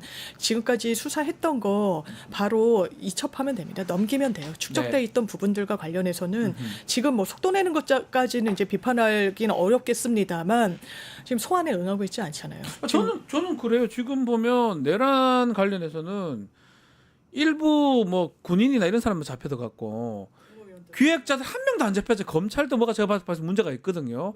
잡혀라는 제졌을 잡혀라는 게 막 잡혀서 가라는 게 아니고 잘못된 사람들 또 숨긴 사람들 그거 다 잡혀가 잘못되는 거잖아요. 마찬가지로 김건희 특검법 이런 거는 하려면 금방 할 수 있을 것 같기도 하고 제 생각인가요? 특검법 필요한데 장희 변호사 특검 민주당 당적에서 안 되겠네요. 예, 저는 특검에는 들어갈 수는 없습니다. 아, 예. 잘하실 것 같은데. 알겠습니다. 뭐 좀 전에 말씀했지만 국민의힘은 자꾸 우려하는 게 자기들이 좀 문제될까봐 그렇게 우려하는데 그게 지금 자백으로 저는 보이거든요. 이참에 털고 건강한 보수로 좀 나가는 게 맞지 않나요? 근데 제가 봤을 때는 국민의힘은 사실은 윤석열 네. 정부 하에서도 많이 탄압받았던 게 사실이고 그러니까요. 국민의힘보다 뭐 물론 친윤 국회의원들 몇 명은 네. 내란에 동조하거나 계엄 해제 결의안에 조직적으로 방해했다는 그런 의심이 있죠. 있죠. 추경 원내대표 비롯해서. 그거는 이제 예. 수사를 해봐야 되고 가담을 했어도 국민의힘 다수 의원들이 가담했을 거라고는 전 생각하지 않습니다. 그렇죠. 문제는 검찰이죠. 음흠. 그 내란에 네. 검사들이 빠졌다고요? 아하. 근데 지금 검사들 얘기 하나도 안 안 나왔잖아. 나와요. 아니 네. 그렇기 때문에 제가 봤을 때는 검찰에서 김성훈 경호처장의 구속영장을 끝까지 반려하고 할 수 없이 한번 청구하긴 했는데 나타나지도 않았잖아요. 그렇죠. 그랬기 때문에 검찰이 지금 떨고 있다. 검찰이 떨고 있는데 문제는 또 막 다 막 숨기거나 이렇게 해놓은 거 아닌가 이런 생각도 들기도 해요. 2,000명 검사 중에 예. 친윤 검사로 혜택받은 검사는 한 200여 명에 불구하고 나머지들은 이 친윤 검사들의 그 어떤 행정농단, 검찰 농단에 의해서 피해자들이 많습니다. 네. 그런 검사들을 집중 배치해서 수사하면 저는 좋은 결과가 날 거라고 확신합니다. 장 변호사님도 그 부분은 밝혀내야 될 것 같은데요. 네, 당연히 밝혀. 전 감추는 사람이 더 나쁜 사람이라고 봅니다. 아니 맞습니다. 예. 그리고 이제 검찰 스스로도 사실상 이제 내란에서 떳떳하지 못했던 네. 측면이 있어요. 선관위에 그게 갔잖아요. 공소장에 들어있어요. 윤석열 네. 씨의 공소장에 검찰에서 나갔다라고 합니다. 그리고 2명이 파견을 나가가지고 현장에 있었다는 그런 흔적들이 있고 거기에 대해서도 본인들 수사 받아야 될 거예요. 네. 그런데 계속 자기네들 식구들에 대해서 수사 제대로 못했잖아요. 그러니까 특검의 필요성이 또 한 축으로는 제기가 되는 거고 김건희 특검 이거 16개 혐의입니다. 그리고 거기에 투입된 검사가 120명이라고 하는 건데 네. 오히려 부족해요. 적어요. 더 돼야 됩니까? 저는 그러니까 다른 변호사님이랑 이야기할 기회가 있었는데 네. 오히려 내란 특검보다도 내란은 이제 그 당일의 일이 큰 이벤트였고 하루. 그 전후의 문제인데 이건 양평이니 뭐 통일교 캄보디아니 뭐 네. 디올백이니 도이치 모토스니 공천 개입이니 이권 개입이니 너무 볼륨이 큰 거예요. 이 죄질이 이게 드러나면 대단히 그러네요. 좋지 않고 예, 정말 예, 빨리 속도를 내서 어쩌면 해야죠. 김건희 특검법에 좀 더 인원을 배치를 해야 된다 이 생각이 듭니다. 알겠습니다. 특검 어떻게 할지 이제 곧 특검도 임명이 되고 구성도 되면서 이거 그 가능한 거죠. 특검이 브리핑하는 것도 있죠. 그 예전 기억나잖아요. 박근혜 농단 그 당시 기억나요. 이 무슨 그 당시 대변. 이규철 예, 특검보가요 나와가지고 탁 양복 딱 입고 나가서 계속 패셔니스타. 패셔니스트. 특검보가 그 발표하고 이런 모습을 그럼 3개 특검의 특검보가 1시에는 김건희, 3시에는 내란, 5시에는 최상병 이렇게 매일 보도가 되려나요? 뭐 제 개인적인 생각입니다. 네. 좀 잘 수사가 수사 진행이 잘 돼야 돼서 돼요. 실체적 진실이 좀 네. 밝혀졌으면 좋겠어요. 맞습니다. 예. 알겠습니다. 자, 그런가 하면 이재명 대통령 2번째 국무회의 주재하면서 국무위원들한테 또 감사 인사를 전하기도 했는데 이재명 대통령 목소리 직접 한번 들어보시겠습니다. 총리 권한대행님을 포함한 우리 국무위원 여러분들 요새 더 바빠졌죠 평소보다.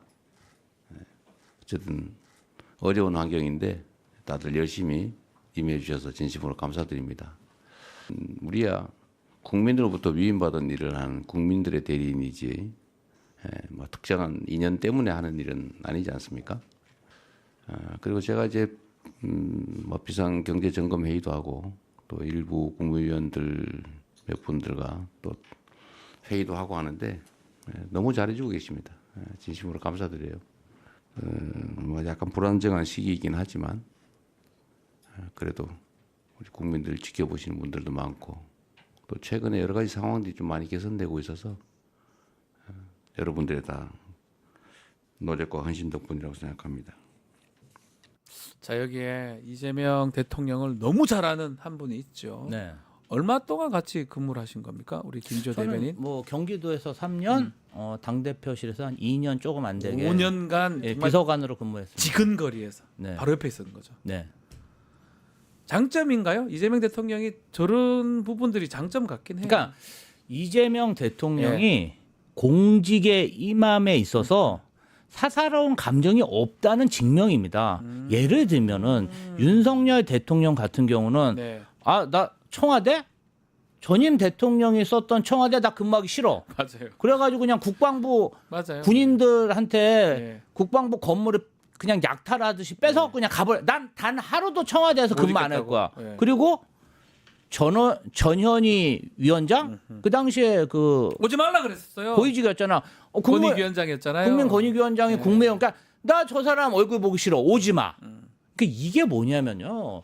사사로운 감정으로 국정을 대하는 모습이요. 그런데 대통령 입장에서는 지금 당장 장관을 임명하기도 어렵고 장관이 취임한 것도 아닌데 어찌 됐든 전임 정권의 장관들하고 일을 해야 돼요. 일을 해야 됩니다. 국무회의 해야 되는 거 그럼 아닙니까? 국무회의를 해야 민생이 잘 돌아가고 눌려놨던 그런 국가 안보라는 이런 걸 다 챙길 수가 있잖아요. 지금 얼마나 6개월 동안 이완됐겠어요. 그런 걸 하나 챙기려면 잘 이 사람들을 구슬려 가지고 네. 칭찬도 하면서 또 압박할 때는 압박하면서 잘 이렇게 끌고 가야 되니까 줬다 놨다 이렇게 뭐라 그럴까요? 강약 조절을 하면서 요 리더십을 보여주고 있는 것이죠. 아니 그리고 또 쥐락펴락인가요?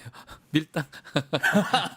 쥐락펴락이죠. 네. 아 제가 표현에 있어서 조금 아닙니다. 그렇습니다. 아니, 제가 그 물어봤어요. 이재명 대통령 또 그런 부분도 있어요. 아. 자, 이 국무위원들 굉장히 고위직이죠. 그리고 굉장히 고액의 연봉도 받고 있습니다. 네. 아니 하루라도 일을 하면은 열심히 일하고 일 시켜야 명예롭게 되니까. 하는 게 좋다.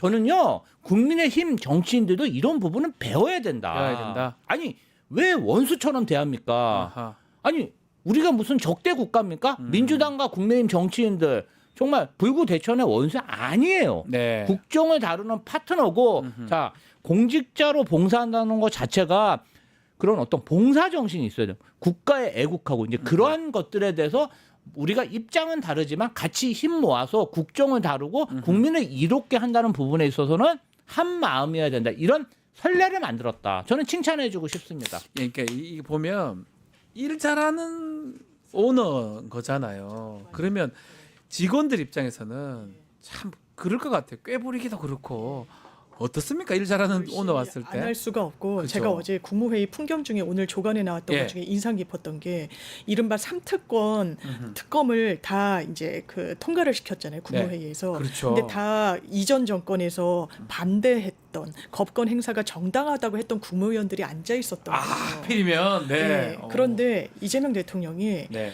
의견 있으면 얘기해보라고 시간을 줬다는 거예요. 네. 그러니까 지금 총리 대행인 이주호 교육부 장관이 좀 유감스럽다라고 하면서 본인이 갖고 있는 문제의식을 얘기했다라는 네. 거예요. 이거는 내가 봤을 때 뭐가 문제고 법무부 차관도 뭐 이러저러한 점은 좀 뭐 과도한 게 아니냐라고 했을 때 저는 이재명 대통령의 반응이었어요. 거기에 대한 반응이 여러분 의견 중에 경청할 만한 부분이 있고 저도 우리가 이제 여당이 됐기 때문에 특검 형식이 아니라 어떻게 보면 이 특수단이나 그렇죠. 특별수사단으로 하는 게 더 효율적이라는 인식도 내 안에 조금 있지만 국회를 존중해야 되는 게 또 대통령의 역할이어서 내가 어떤 말씀이신지는 충분히 알겠다라고 하면서 그때 제가 중앙일보 기사였는데 국무위원 중에 여러 명이 고개를 끄덕였다는 거예요. 그러니까 이게 정치라는 거예요. 누가 맞고 틀리다가 아니라 맞는 방향으로 같이 의견을 모아가는 거예요. 그걸 아마 사람들이 특히 국민의힘에선 이재명은 그걸 못할 거야. 우리가 너무 치받았잖아. 우리가 너무 공격했잖아. 우리가 너무 몰아세웠잖아. 그러니까요. 그러니까 공포감이 오히려 본인들이 한 행동 때문에 있었던 거 저는 이해돼요. 네. 그런데 그걸 일단 극기하는구나. 그걸 극복하는구나. 그래서 한 상징적인 단면으로 받아들여졌습니다. 어떻습니까? 이게 이재명 대통령 항상 오랫동안 같이 있었으니까 스타일이 딱 저러네요. 그 국무위원들 입장에서는 사실은 비교도 될 것 같아요. 직전에 윤석열을 봤잖아요. 그러다가 바뀌었어요. 자기를 뽑아준 전직 대통령. 근데 지금 이재명 대통령 국무위원들 생각은 어떨까요 지금? 이주호 유상범 형 이름 뭐죠 하여튼 가계부 장관 등등. 저는 유상임 전 정권의 국무위원들이 윤석열 전 대통령과의 그 3년 시간보다 네. 이재명 대통령과의 일주일이 더 기억에 남지 않을까. 좀 오버하지 마세요. 아니 저는 이거 단언합니다. 이건 오버입니다. 저는 단언합니다. 아니 오버입니다, 좀 이거는. 바른 말하면은 윤석열 전 대통령 레이저 나오죠. 네. 나가 있어 나오죠. 네. 그렇기 그래요? 때문에 양심적으로 집에 가서는 이재명 대통령이 대통령 할 만하구나 이런 얘기들 가족들과 집에한테 가서는 나눌 거라고. 이재명 대통령이 훨씬 잘해 뭐 이렇게 얘기한다고. 우리가 예. 이런 건 배워야 돼. 아. 저는 이런 얘기를 할 거라고 생각하고요. 자, 경험과 노하우가 있어야 통찰력, 인사이트라는 게 생깁니다. 그러니까요. 이재명 대통령은 제가 비교를 하면은 예. 구급 공무원으로 시작해서 아. 차관까지 간 입지전적인 그런 공무원에 준하는 경험과 노하우와 통찰력이 있는 사람입니다. 통찰력도 있는 겁니까? 그럼요. 그거 장담하십니까? 저는 장담합니다. 옆에 계속 옆에 있었으니까. 왜냐하면요. 네. 통찰력이라는 건 경험과 노하우가 있어야 나오는 맞습니다. 거예요. 윤석열 전 대통령이 그냥 누구 잡아넣는 것만 했으니까 누구는 잘 잡아넣잖아요. 잡아넣는 건 잘하죠. 잡아넣는 것만 그냥 하고 그냥 소리 지르고 호통치고 이런 것만 잘하는 사람과 성남시장 8년, 경기도지사 4년, 민주당 당대표 2번 네. 이거 쉽지 않습니다. 정말 바닥부터 시작해서 대통령까지 된 사람이기 때문에 아랫사람의 마음도 잘 알고 윗사람의 마음도 잘 압니다. 알 것이다. 그렇기 때문에 통찰력이 있고 인사이트가 있다. 그러니까 일이 숭숭 잘 풀리고 있다. 아, 너무 오버하는 거 아니냐 댓글에서는. 아, 김주호 우리 대변인 너무 오버하신다, 그런 글도 잠깐 있네요. 알겠습니다. 요거 하나 좀 짚어보죠. 지금 고위 공무원들을 추천을 받아가지고 뽑겠다, 요 프로젝트. 야, 이 국무원들이 이렇게 추천받는 게 맞냐, 이런 또 의문을 갖는 시각도 있는데, 장윤 변호사 이거 어떻게 보십니까? 저는 긍정적으로 봐요. 어떻게 네. 보면 인사 뭐 혁신과 하나의 실험이라고 볼 수 있을 텐데 일단 정부에서 이게 대통령실에서 이야기하는 거는 투명성 그리고 집단지성의 힘을 좀 한번 믿어보겠다라는 네. 건데 저는 최근에 확인한 집단지성은 국민의힘 당원들이었어요. 그 무리한 후보 교체할 깜짝 때 놀랐습니다, 그게. 아 이렇게 막아내는구나. 이게 아무도 사실 예측을 못했다고 하는데 이 뭔가 의지와 이 뜻이 모이면 이렇게 좀 올바른 방향으로 끌기도 하는구나라는 게 항상 이제 역사의 지점마다 좀 확인이 됐기 때문에 네. 인사라고 해서 왜냐하면 아무리 좀 대통령직까지 오고 하더라도 그 주변의 사람들이라는 거는 좀 한계가 있는 거고 어제도 한 패널 분이 자기 이 전화기에 한 1,000명 넘게 있는데 그중에 쓸만한 사람은 한두 명밖에 없다. 뭐 이런 이야기도 하더라고요. 그러니까 아하. 이를테면 인력풀도 생각보다 좁은 거고 본인이 예. 직접 검증하고 그럼 아 의외로 이런 분야에서 이런 탁월한 성과를 낸 인물도 있구나. 우리 정부가 몰랐었지만 그러면서 크로스 체킹을 하고 인사 검증을 하는 거는 그게 주된 인사가 되기는 어려울 거예요.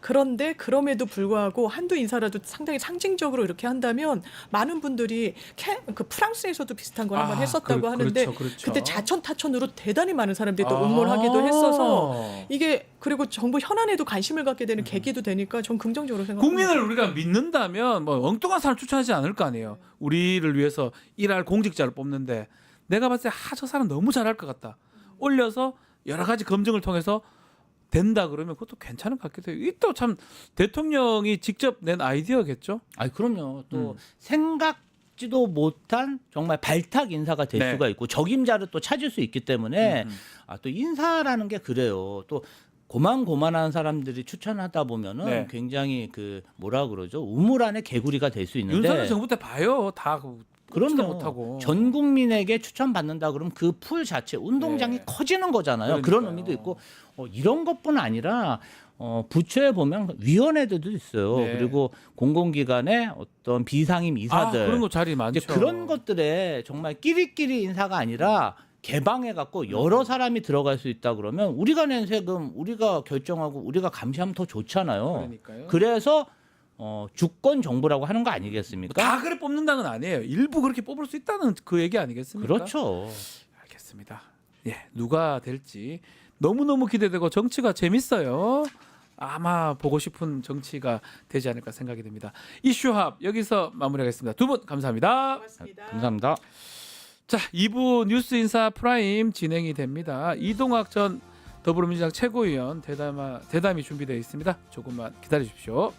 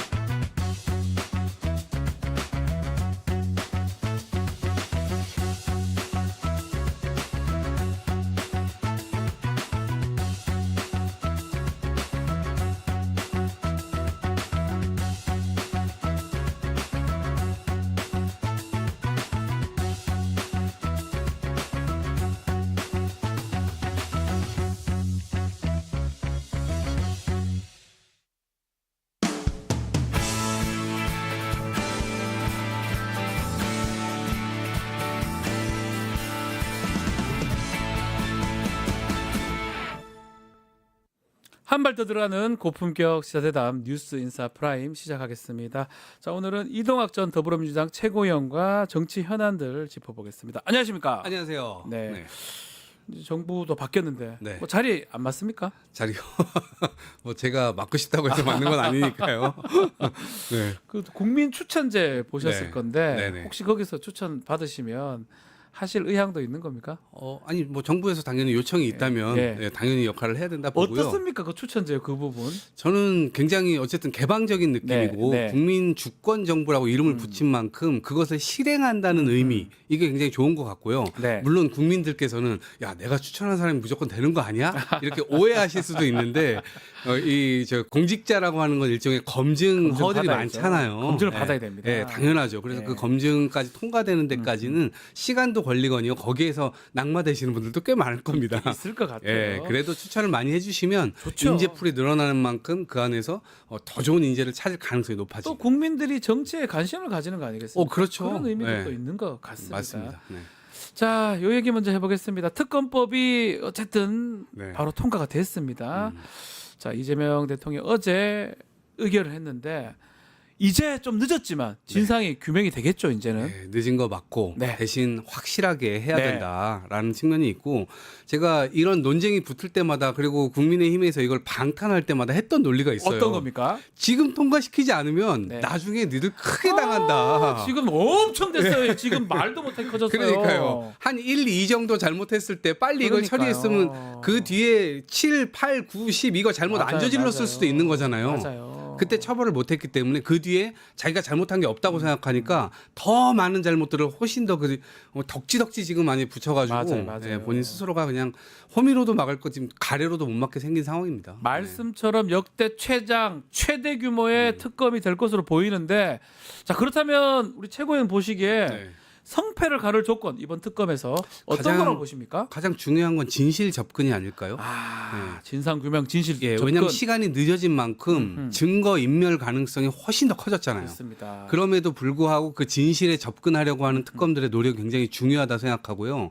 그것들을 밝혀놔야 나중에 역사에서 다시는 이런 일들이 발생하지 않도록 맞습니다. 재발 방지 조치까지 되는 거거든요. 그 점이 아주 저는 중요하다 봅니다. 최상병 특검법 얘기를 좀 해보면 최상병의 그 순직 그 수사 외압 의혹 사건 네. 요구하기 위해서 공처에서 대통령 그 기록관 압수수색도 했더라고요. 네네. 이 최상병 특검에서는 사실은 정말 경로했냐 안 했냐 이 부분부터가 시작된 거 아니겠습니까? 맞습니다. 그걸 확인해야 될 것 네. 같은데요. 네, 이게 자가당착적인 상황이잖아요. 예. 저는 개인적으로 제가 해병대 출신이어서 해병대십니까? 예, 예, 이게 감정이입이 더 많이 됐고 예. 저희 아버지가 이 대전 국군 현충원에 예. 묻혀 계세요. 어렸을 때 아버지 유공자시군요. 어렸을 때 돌아가셔가지고. 예. 근데 그때 갈 때마다 제가 최상병 이 묘지를 갑니다. 그래가지고 그때마다 감정이입이 되는데 어찌됐건 이 문제에 관해서는 윤석열 전 대통령이 대통령 시절에 본인이 철저하게 유가족들이 슬퍼하고 있으니 이것에 대한 진실 규명을 해라.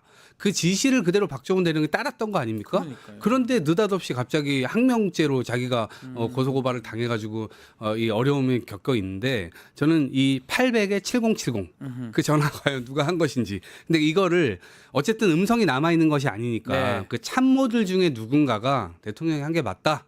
이런 정도의 증언까지는 끌어낼 수 있어야 된다고 봅니다. 그런 것이 이제 좀 진실에 접근하는 데 있어서 굉장히 중요한 바로미터가 되지 않을까요? 그렇죠. 이제는 사실은 녹음 자료라든지 그런 어떤 물적 증거보다는 진술 증거를 좀 확보하는 거, 그게 진실에 가까워지지 않을까 이런 생각도 좀 해봅니다. 자, 한편 민주당이 10일에 예정되었던 국회 본회 일정 취소를 했어요. 그러면서 형사법 개정안, 상법 개정안 요거 다 좀 연기를 했는데 이 결정은 어떻게 해석해야 될까요? 저는 대통령께서 예. 이게 후보 시절에도 계속 얘기했던 거고 그다음에 당선돼서도 얘기를 하신 거지만 협치와 통합 네. 그리고 최소한 대화하려고 하는 노력 이 기조에 지금 저희 여당이 지금 부응하고 있는 것으로 보입니다. 그리고 지금 지도부에서 이것을 해결하고 그만두는 것보다는 네. 차기 지도부로 이걸 넘겨서 조금 더 그 과정을 숙성시키는 과정. 그 숙성 과정은 이미 여당 내에서 숙성이 아니라 네. 국민들이 이 부분에 대해서 훨씬 더 이 관대한 어떤 결정에 대해서 이 존중해 줄 수 있는 그런 마음 이런 것들을 좀 열기 위한 것이 아닐까 싶고 네. 그리고 적어도 윤석열 전 대통령의 전철은 밟지 말자. 왜냐하면 윤석열 윤석열 전 대통령이 야당을 탄압하려고 한다 하더라도 적어도 대화하려는 노력이라도 했다면 최소한 네, 했다면 국민들한테 면피할 얘기는 있지 않습니까? 내가 노력을 이렇게까지 했는데 민주당이 이렇게까지 그 반대를 하지 않냐라고 하면 국민들 입장에서는 그럴 법도 하죠. 그런데 그런 게 일절 없었습니다. 하나도 없었죠. 그렇죠. 하나도 근데 없었죠. 저희 그 전철을 저희 민주당 입장에서는 밟지 말자. 그리고 대통령께서도 그런 생각을 갖고 있기 때문에 적어도 국민들의 눈치를 보는 정치 세력 네. 이런 부분들에 대해서 그런 입장을 계속해서 보여주자라고 하는 틀이 어느 정도 들어가 있는 것이 아닌가 싶습니다. 지금 말씀하신 것처럼 이재명 정부 좀 얘기 좀 해보면 소통 부분을 좀 더 우리가 좀 주목할 수 있을 것 같아요. 그렇죠. 브리핑룸에 카메라 더 설치하는 거. 이거는 또 반발도 있는 것 같아요. 네, 일정 부분 저는 뭐 네. 이제 비판점도 있다고 봅니다. 왜냐하면 준비가 되지 않은 상태에서 뭐 그런 거 아니야? 근데 사실 그 준비라는 건 언론인도 마찬가지고 네. 공직자도 마찬가지고 결국 국민을 위해서 일을 하는 거예요. 서로가 서로를 공격하기 위해서 일을 하는 게 아니거든요. 네. 근데 거기에서 미흡한 점이라는 게 나올 수 있습니다. 초창기에는. 그런데 기자들도 국민들이 보고 있다는 관점에서 그리고 네. 내 얼굴이 나간다고 하는 관점에서 좀 더 준비된 모습 이런 것들을 통해서 이 정부 여당의 어떤 폐부를 찌르는 그런 정확한 질문들 그런 것들을 전부 다 준비해 갖고 오고 공직자들 역시도 그런 것에 대한 답변을 할 때 국민들이 보고 있다는 그 책임감 하에 그런 답변들이 오고 가야죠. 저는 좀 더 성숙한 어떤 언론과의 관계 이런 것들이 좀 촉진되지 않을까 싶어요. 그 기자들이 예전에 보면 뭐 뉴스 기자들은 본인이 나와서 이렇게 박지원입니다. 뭐 또 하기도 하고 얼굴을 드러내고 대통령하고 대화할 때도 질문할 때 다 찍히잖아요. 그렇죠. 뭐가 네. 두려운 거? 기자들이 싫은 거예요? 아니면 국민의힘에서 계속 반대하고 반박하는 겁니까? 그냥 저는 국민의힘에서는 약간 그냥 목리를 부리는 뭐 거 아닌가. 하든지 다 안 된다 하겠죠. 네, 그렇죠. 예. 참 변화는 처음 변화할 때는 그런 반발이 따르겠지만 저는 네. 결국 성숙한 모습으로 국민들 앞에 이런 부분들이 계속 비춰질 수 있을 거라고 보고요. 네.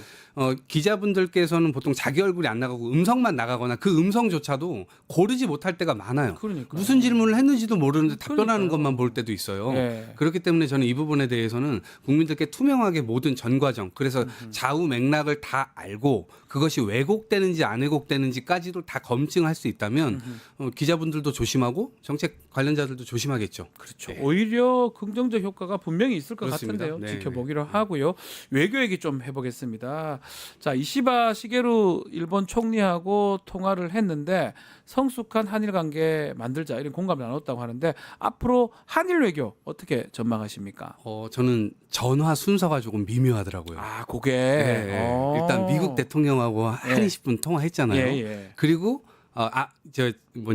그다음에 일본 총리하고 했잖아요. 네. 그러니까 이게 통상적으로 민주당 정부에서는 미국, 중국, 일본 이런 방식으로 갔는데 네. 지금 이재명 대통령이 일본하고 두 번째 통화를 했단 말이에요. 일본을 먼저 했어요. 예, 그래서 저는 그 미묘함이 일정 부분 지금까지 좀 악감정으로 서로 대립돼 왔던 것들을 좀 풀어내고 실제로 실용적으로 만들어 가자. 일본과의 관계는 미국과의 관계도 이렇게 염두할 수밖에 없는 부분이 있는 거거든요. 네. 그래서 약간 미국을 그런 틀에서 좀 존중하면서도 일본과의 어떤 실용적 관계를 좀 더 개선해 나가려고 하는 것 아닌가 이렇게 네. 좀 읽혔고요. 예. 그 뒤에 이제 중국, 그러니까 하고도 했으니까요. 중국하고 그 다음에 시진핑 주석하고 네. 통화를 했는데 에이펙 회의 네. 초청을 했고 여기서 뭔가 조금 안 좋은 게 좀 괜찮아지지 않을까, 물꼬가 트지 않을까 이런 얘기도 있거든요. 제가 대선 끝나자마자 예. 중국 난징에 갔다 왔거든요. 다녀오셨어요? 네, 뭐 세미나가 있어가지고 예. 세미나 갔다 왔는데 그때 중국 이제 당국자들 많이 만났잖아요.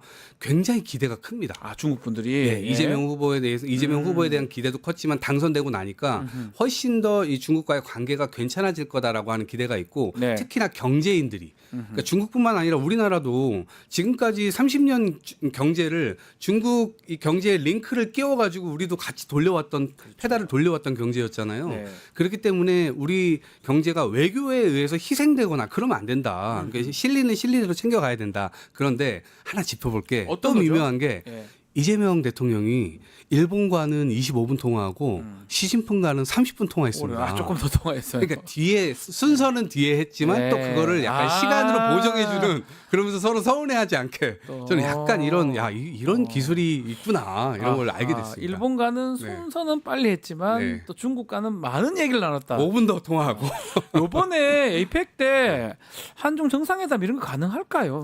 또 저는 트럼프도 올 것 같고 네네. 그러면 야, 이게 상당히 경주 에이펙 상당할 것 같은데요. 그렇죠. 한반도가 사실은 이 핵 문제나 이런 네. 것들 때문에 경랑으로 계속 들어가 있는 상태고 여기에 대해서 무슨 대만 문제도 있고 막 여러 가지 껴가지고 이게 완전히 이제 냉전의 한 복판에 있는 것처럼 그렇죠. 느껴졌지만 이재명 정부가 들어와서 중국과도 좀 풀고 미국과도 좀 풀고 네. 그러면서 에이펙을 계기로 해서 이 정상들이 일어난다면 한반도 평화협력 이런 방향으로 물꼬를 확 틀 수 있다. 가능성도 있겠죠. 그렇죠. 완전히 냉전적으로 돌아간 거 아닙니까 윤석열 이게 뭐 정부 때. 의도했든 네. 말든 간에 이건 윤석열 정부 때부터 있었던 에이펙입니다. 예정됐던 맞습니다. 에이펙인데 그렇죠. 어쨌든 이재명 대통령이 이걸 받아서 지금 하는 모양새인데 외교 무대를 활용해가지고 그렇죠. 충분히 그렇게 할 수 있다 봅니다. 잘해야 네. 됩니다.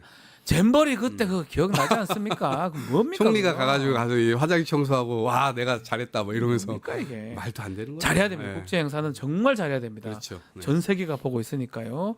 자, 어제 인사도 지금 기재부, 외교부 또 뭐 산자부 차관 인사가 발표됐는데 뭐 경제, 외교 담당 인사라고 봐야 되는데 임명된 인사는 어떻게 평가하십니까? 우선 좀 궁금해하시는 네. 부분이 있을 것 같은데 왜 장관을 먼저 임명하지 않았지? 네, 그러니까 장관은 국무총리가 인선된 다음에 제청이 필요하죠. 그렇죠. 헌법상? 국무총리의 헌법상 이 제청을 해야 되기 때문에 장관은 지금 임명한 하마평은 나올 수 있습니다. 그렇죠. 네, 그래서 차관을 먼저 임명할 수가 있고 네. 차관을 통해서 대통령께서 가지고 계신 국정 기조와 철학 네. 이런 것들을 각 부처별로 일단은 실행을 하도록 한다라고 하는 것이고요. 기재부 관련해서도 그렇고 지금 외교부 관련해서도 그렇고 지금 네. 전부 다 실용적인 인사들을 이제 인선을 하고 있는 상황이거든요. 실용적이다. 예, 그리고 초대 이제 내각의 어찌 보면 이제 실무급에선 최고 권위자들 아니겠습니까? 맞습니다. 예. 예, 그렇기 때문에 그런 것을 정확하게 뒷받침할 수 있으신 분들로 했고 아마 야당에서도 이런 부분들에 대한 비판이 별로 안 나와요 지금. 아, 인선에 대해서. 인선에 얘기도 허니문 기간도 있을 수 있지만 예. 아예 비판할 수 있는 거리 자체를 별로 주지 않고 있어요. 그렇죠. 완전 실용적으로 뽑아버리면 뭐라 할 수가 없습니다. 그렇죠. 예. 자, 민주당 내부 얘기도 좀 해보겠습니다. 어제 원내대표 선출 토론회가 있었는데요. 잘 진행이 됐다고 봐야 됩니까? 이소영 의원이 진행했잖아요. 네. 일단 그거부터 좀 부드러웠고요. 이소영 예. 의원. 그리고 두 분께서 예를 들면 저는 약간 이제 집중해서 봤던 게 네. 서로 칭찬하는 서로 장점을 얘기하는 거예요. 그러니까 지금 민주당의 분위기가 싸우자, 뭐 대결하자 이런 게 아니라 대통령을 중심으로 그것을 정확하게 뒷받침하는 여당의 모습을 보여주자. 그래서 흔들리는 모습이 아니라 지지층에게도 확실하게 우리가 대통령의 국정을 뒷받침하고 우리가 진짜 지금은 정책이든 뭐든 어떤 이 캐릭터들의 어떤 이견 때문에 싸울 때 싸우더라도 그것이 통합을 위한 싸움이다. 그러니까 이건 좋은 싸움이죠. 그래서 예. 대결이 참 경쟁자답게 전 진행됐다고 생각하고요. 네. 지금도 어쨌든 그런 측면을 의원들께서도 잘 생각을 하고 유념하고 있는 것 같습니다. 얼마 안 남았습니다. 아마 네. 토요일로 제가 알고 있는데 네. 야, 원래 원내대표 선거가 반장 선거라 해서 네. 국회의원들이 뽑았던 건데 이번에 민주당 좀 다릅니다. 그렇죠. 20%의 권리당원 표심 대략 한 160석 기준으로 한 30석 정도 되겠네요. 34석 정도라고 그 효과가 얘기하더라고요. 있으면 어마어마하죠. 이게 20에서 25% 영향력이 꽤 클 것 같은데요. 그렇죠. 예. 이게 어. 민주주의의 전 실험이라고 봐요. 아. 그러니까 이게 원래는 처음이죠. 이런 처음이죠. 정당의 처음이죠. 네, 왜냐하면 네. 원내대표라고 하는 것은 원내 의원들, 그러니까 그 반에 반 반장 사람들만 뽑는 뽑는 건데. 거예요. 그런데 그 영향력을 정치적 영향력을 보면 그 의회에만 미치는 게 아니잖아요. 그렇죠. 당연히 지지층에게도 미치고 국민들에게도 미치는 거 아닙니까? 네. 그럼 이거는 진짜 좀 획기적인 실험이라고 보고 이 실험이 뭐 나중에 결과론적으로 성공했다고 판단할 수도 있고 아 이건 또 아니지 않나 이런 판단을 할 수도 있습니다. 근데 그때 가서 바꾸더라도 네. 전 지금에 관해서는 한번 이런 해볼 법한 실험이다 이렇게 생각을 합니다. 자, 국민의힘 상황도 한번 짚어보면 아직까지 지금 의원총회는 계속 하는데 할 때마다 더 내용이 더 커지는 모양새고 답이 없다. 현재 국민의힘 상황 어떻게 보고 계십니까? 네, 일단 이제 여기가 바닥이겠거니 했는데 계속 네. 지금 바닥을 찍고 들어가는 그러니까요. 상황입니다. 그리고 사실은 핵심은 지금 그동안 호가호위했고 윤석열 전 대통령을 방탄하고 실드했던 친윤 세력을 정확하게 정리해내는 게 사실은 국민의힘이 개선될 수 있는 그나마 하나의 모멘텀이 될 겁니다. 근데 그거를 지금 김용태 의원이 일정 부분 해보려고 지금 하는 것 같은데 이게 지금 어설퍼요. 그러다 어설프다. 보니까 예. 어설프고 그다음에 네. 친윤들의 어떤 이 반발 이거를 뚫어낼 수 있을까? 거기에 예를 들면 친한계가 지금 지원 사격을 하고 있지만 네. 이분들도 지금 제가 볼 때는 약간 파장 같아요. 왜냐하면 저는 민주당이 기회를 한번 줬다고 생각해요. 네. 특검법 아, 폐기할 때 아하. 이거를 했을 때 윤석열, 김건희가 정확하게 선을 긋겠다 말을 해왔으니까 실행으로 옮기면 너무 좋잖아요. 그렇죠. 어차피 계기가 마련된 마당에 네. 그런데 여기에 투표를 참여를 안 했단 또 안 말이에요. 했어요. 세 가지에 모두 찬성한 의원이 국민의힘에서 3명밖에 안 됩니다. 그러니까요. 이거는 말이 안 되는 거예요. 네. 기회를 놓쳤다 이렇게 봅니다. 기회를 놓쳤다. 네. 자, 국민의힘은 16일 날 새 원내대표를 뽑는데 중요해요. 이 원내대표가 그렇죠. 비대위원장 선출권도 있습니다. 음. 어떤 인물을 주목해야 됩니까? 지금 뭐 김도읍 의원도 나오고 김도읍. 우리가 법사위에서 많이 봤잖아요. 네. 어떻게 꼬장을 부리시는지. 네. 그리고 김성원 의원이라고 김성훈 지금 파주인가요? 어디 네. 예, 그쪽인데 이분이 그 노량진 이 침수 피해 났을 때 문제가 있었죠. 발언 예, 뭐 잘못해서. 비 더 왔으면 좋겠다 예. 뭐 이러면서 이제 사실상 뭐 이렇게 좀 불에다 기름을 끼얹는 그런 상황 파악을 잘 못 되는 그런 발언들을 하기도 했는데 어느 분이 되든지 간에 국민의 힘을 정상 궤도로 올려야 되는데 참 기대 난망이다 이런 생각이 듭니다. 참 누가 선수가 되든지, 없구나. 누가 네. 되든지. 네. 자, 뭐 김용태 비대위원장은 어떨까요? 뭐 자기가 전당원 여론조사도 해보자 이런 얘기도 네. 했는데 네.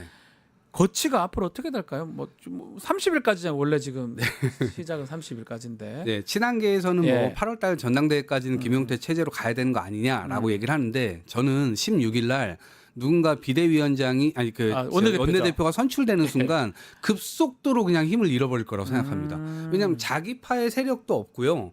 친한계에서 지원을 하는 것 같지만 이거 뜨문뜨문 뭐 이렇게 안 쏴야 될 때 쏴주고 쏴줘야 될 때 안 쏘고 막 이런 게 있어가지고 그렇죠. 이게 아구가 안 맞아요. 엇박자예요. 예. 그래서 급속도로 좀 힘을 잃지 않을까 이런 생각을 해봅니다. 며칠 반짝했네요. 김용태 의원. 자기 어제 그렇죠. 막내인데 자기가 비대위원장인데 뭐 그런 네. 얘기도 하긴 하던데. 처지를 이해 못하는 바 아니나 네. 본인이 최혜병 사건 이거 뭐 가서 묘비 닦고 이렇게 했을 그것도 때 사실 근데 이제 이 법안 안 들어왔잖아요. 예, 나갔잖아요. 그런 게 정치인은 네. 행동하고 그 그렇죠. 행동을 결국 표결 참여나 이걸로 일치가 돼야 되거든요. 그렇죠. 이 네. 뭡니까 쇼하는 것 언행 완전 쇼로 보이잖아요. 언행 브릿지. 그런 부분들이 네.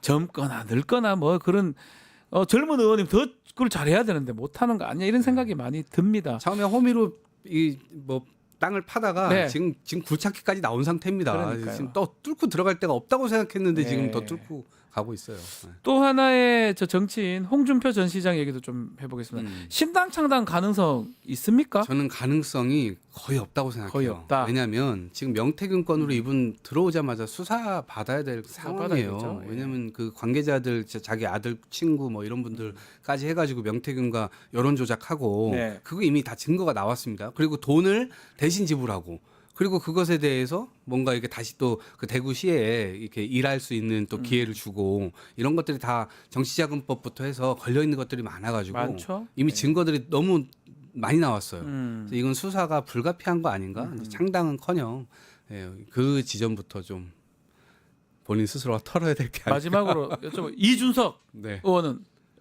앞으로 어찌 되는 겁니까? 저는 이제 기대가 완전히 그냥 접어진 상태 아닌가 싶어요. 이거 네. 대선 과정에서 너무나 큰 실수, 대국민 실수를 했고요. 그러니까요. 예. 그거를 그나마 바로잡으려면 마지막에 졌을 때 대국민 사과를 분명하게 하면서 이번에 내가 의혹이 너무 앞서서 너무 오바했다. 네. 이건 너무 죄송하다라고 했어야 되는데 그 이전에 지지층한테만 딱 사과하고 끝냈잖아요. 맞아요. 이거 이러면은 다음 기회가 쉽지 않다. 앞으로 동탄에서의 이 당선도 차기 총선에서도 쉽지가 어려울 않다. 것이다. 예. 그렇게 예상을 하셨습니다. 알겠습니다. 오늘 말씀 여기까지 들어야 될 것 같습니다. 이동학 전 최고위원과 함께했습니다. 감사합니다. 고맙습니다. 자, 내일 방송 짧게 소개해드리겠습니다. 김용남 전 의원의 용가라 사대, 김필성, 신유진 변호사의 이슈 3합, 또 한 주간 민심 알아보는 쇼미더민심 코너 준비되어 있습니다. 내일도 많은 시청 부탁드리고요. 오늘 방송 여기서 마무리하겠습니다.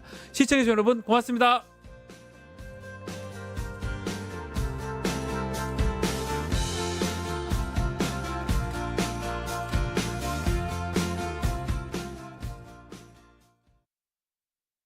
뉴스토마토 K평화연구원이 12.3 내란을 막아낸 시민영웅 1000명 찾기 프로젝트를 진행합니다.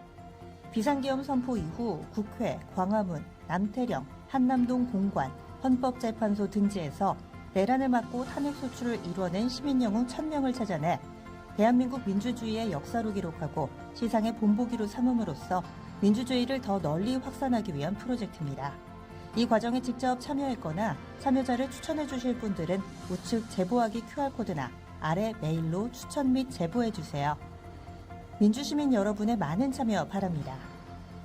뉴스토마토 K평화연구원과 함께 해주실 분들의 추천 제보 및 후원을 기다립니다.